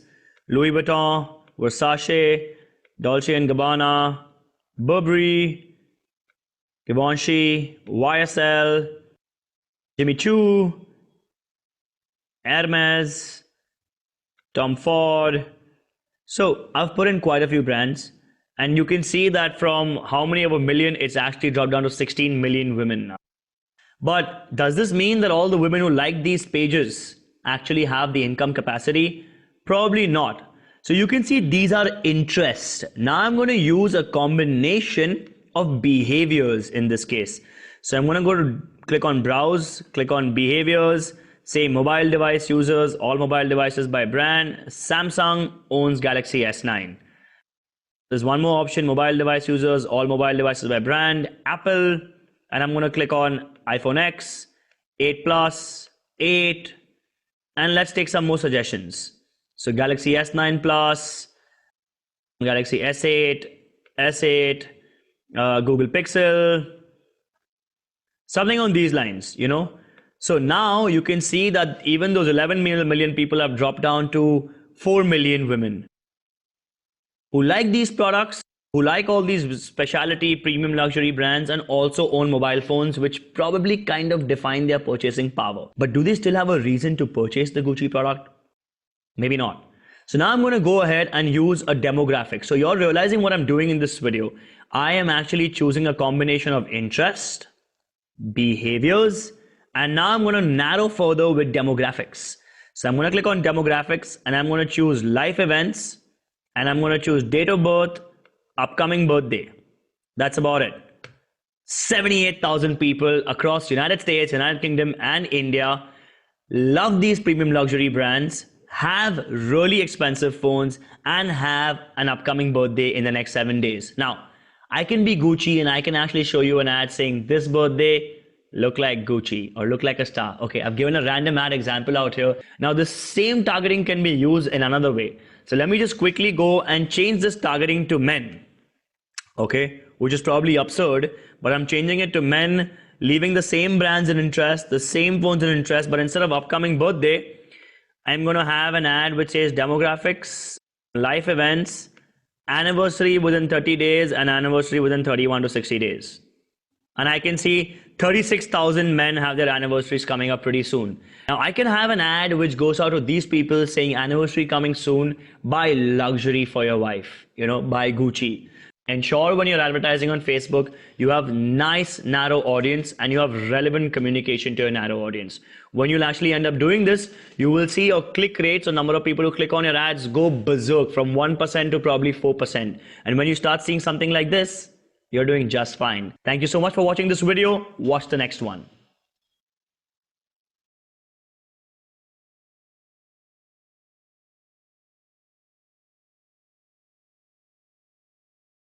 So now you've managed to learn how to make a successful Facebook ad, generate a lead as a potential customer, maybe call them, email them, and convert them into your business. But it's extremely important the day you start making many ads, 50, 60 different ads, for you to identify which ad worked better for you. So when you'll have so many ads, you need to know which ad got you the results, the ROI. Which is why in this bonus video, I'm introducing a really cool concept called UTM. Unique Tracking Methods. So quickly go to Google and type UTM Tracker. The first link out here is Campaign URL Builder Google Analytics. Now before you click on this, let me come back and tell you that your website needs to be integrated with Google Analytics, which basically means that the Google Analytics code needs to be embedded on your website so Google can track everything on your website. It's much better than making a Facebook standardized event. So ensure you have Google Analytics on your website. Go to Google, type UTM Tracker and click on Campaign URL Builder. When you click on this, you're going to come up to a page something like this, which is called Campaign URL Builder. Now all our Facebook ads come under a campaign and you will see all this information. So I'm going to quickly go and type my website URL, https www.iid.co, and I'm going to say campaign source. My lead came to me from Facebook. My medium was single image ad for professionals. Campaign name, digital marketing course. Campaign term, campaign content, I generally don't end up filling them. But you will see that when I filled up all this data, Google has generated a unique URL for me, which is all of this unique tracking method. So lots of information out here. Now I'm going to say copy URL and I am going to open a web link. But before I open this, check out my dashboard. Okay. You can see that at this very second on Google Analytics, you can see there are 2 people on my website right now and which pages they're accessing. Okay. Now I'm going to open this tab and I'm going to click this out here. The same URL which I copy pasted, the same website has opened up. Nothing has changed on my website. But now if I go to analytics, if I click on traffic sources, you're actually able to see the same thing that I typed, single image ad for professionals. Are you understanding? So I'm able to track where this person has come from, which is me in this case. So why did we learn this entire thing? So whenever you're making an ad, you should take this link and in your ads manager, when you're actually making the ad, so Google is able to track where the lead came in from. So when you end up putting a link, just remember you put this link which you generated from this URL builder and eventually you'll be able to track where this person came in from. So if you have 50 different ads, you'll actually be able to identify, are these 50 different ads, which ad worked for you. So never not make an ad without a unique tracking method. So apart from tracking where and which ad worked for you, it would be amazing for you to learn something called CRM, Customer Relationship Management. And today, in this entire digital era, customer relationship management via auto communication is key to actually acquiring a customer faster. Okay, so there are lots of CRM tools out there which help you auto communicate with your customer based on different things. So if I got my customer's name, number, email ID, an automatic email should go out to them saying thank you. 3 days later, another email should go out to them saying, discounts only for 2 more days. Or 7 days later, another email should go out saying, hurry up, time is running out. Or 10 days later saying, application closing date is something like this. All of these emails are actually sent out to the same customer for the reason that they actually come up and end up buying something from us faster. But we don't have somebody manually sending these emails out. This is all auto-communicated. So you can use CRM tools like Zoho, Freshdesk, Salesforce, and there are multiple other CRM tools. My company uses a CRM tool called Fresh Sales. So the minute a name, number, email ID as a form gets filled on my website, it automatically comes into my CRM tool, which looks as something like this. This is the dashboard of my entire CRM tool. Let's take a simple example of this customer out here called Tejaswi. Okay, I'm gonna open her information and let's see some details about her. And now we can see all the information about Tejaswi. I can see a phone number which she filled up in a form. I can see which campus she wants to study in. How did you get to know about IIT? Google. And if you see the UTM parameters, it says organic SDM, which means she actually went onto Google, typed something like a digital marketing course or a digital marketing institute, found my website, clicked on it, and came across. Now, apart from all this information, my CRM tool also allows me to do a lot of auto communication. So if it can tell me a historical data of this lead, Tejaswi, and how much she has interacted with IIT, you will be able to see all of this data in detail. And all of this data helps you create a lead score, which basically means that if this customer has interacted a lot with my website, her lead score will actually go up. Vis-a-vis, if this customer has not actually interacted a lot with my website, her lead score would actually be a little less. So you can actually see all her data. This CRM of mine is actually taking into account every time this customer, Tejaswi, has interacted with my brand. So you can see that she actually came to my website the first time on 17 July 2018. She viewed my webpage. She checked out my speakers and thought leaders. She filled up a form. The minute she filled up a form, an automatic email went out to her instantly. You can see instantly. And she in fact opened that email. That's also an amazing data. Post which again, she came back to the website much later. We started talking to her. She became an in-conversation lead. We sent her another email, which is again auto-communicated. She again opened that email. And since July, if you realize, if you can see 7 months down, so many emails sent to her. Today is a special day. She hasn't opened that email. She's again come back to the website in September. So after July, she's come back to the website in September, August, you can see we've been tracking her. We've been tracking her continuously. And she's opened an email which says, this is how you don't annoy people. And you can see everything again. And as of today, again, she's back on upcoming courses. So you can see that this lead has been followed up from July till November. And there has been auto communication with her. And every time she was more interested from a new lead, she became an expected walk-in to an in-conversation lead and all of these things. Now, the CRM of ours really helps you when you have a lot of leads because you have to stop managing them on Excel. The CRM helps you automate your communication and keeps all your information on one dashboard. So this is crucial. So not only is it crucial for you to identify which ad got you a lead for which you have UTM tracking, but it's also important that post the lead nurturing phase from where you acquire a potential customer and to convert them into an acquired customer is called a lead nurturing stage. The right number of emails, the right number of phone calls, the right number of visits or conversation are really important to move from potential customer to acquired customer. Ensure you have a great lead nurturing system. When you do these two things together, in the future, after a year, you will be able to backtrack everything that you've done and create a much better prediction on how many sales you will get the following year from your digital marketing activities. I hope this video solves a lot of problems. Thank you so much for watching this video. See you sometime soon.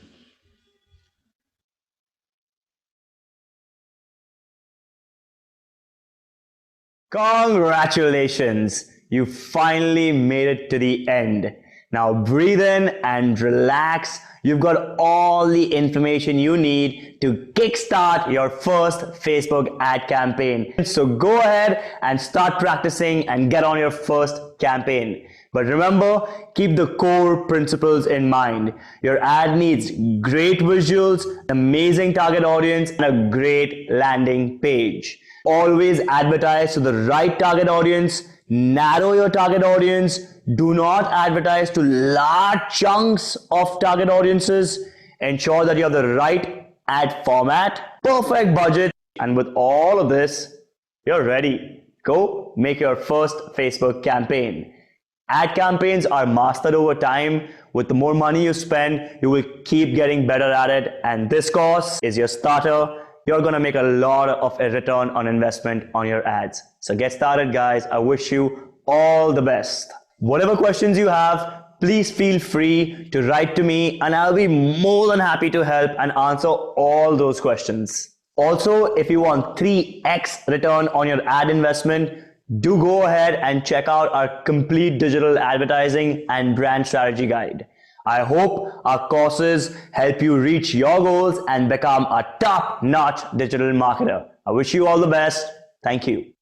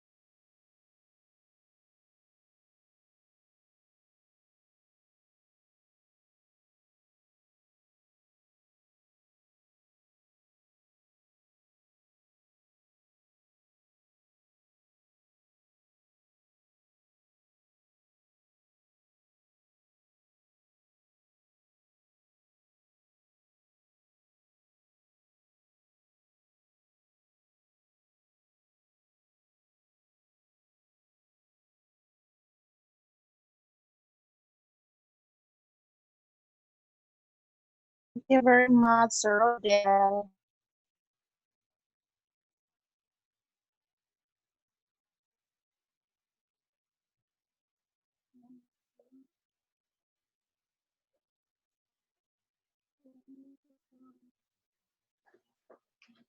Sir?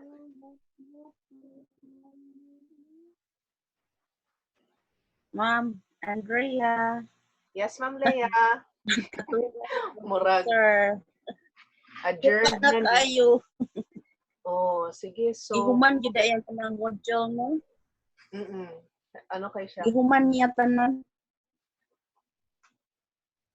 Sunod na sad ni.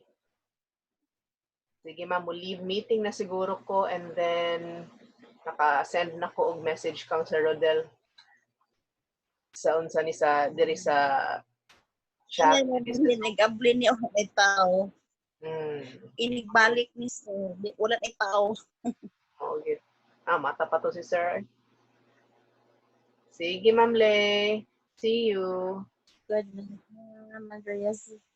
Good night. See you God tomorrow. bless. Bye-bye. See you tomorrow. God bless.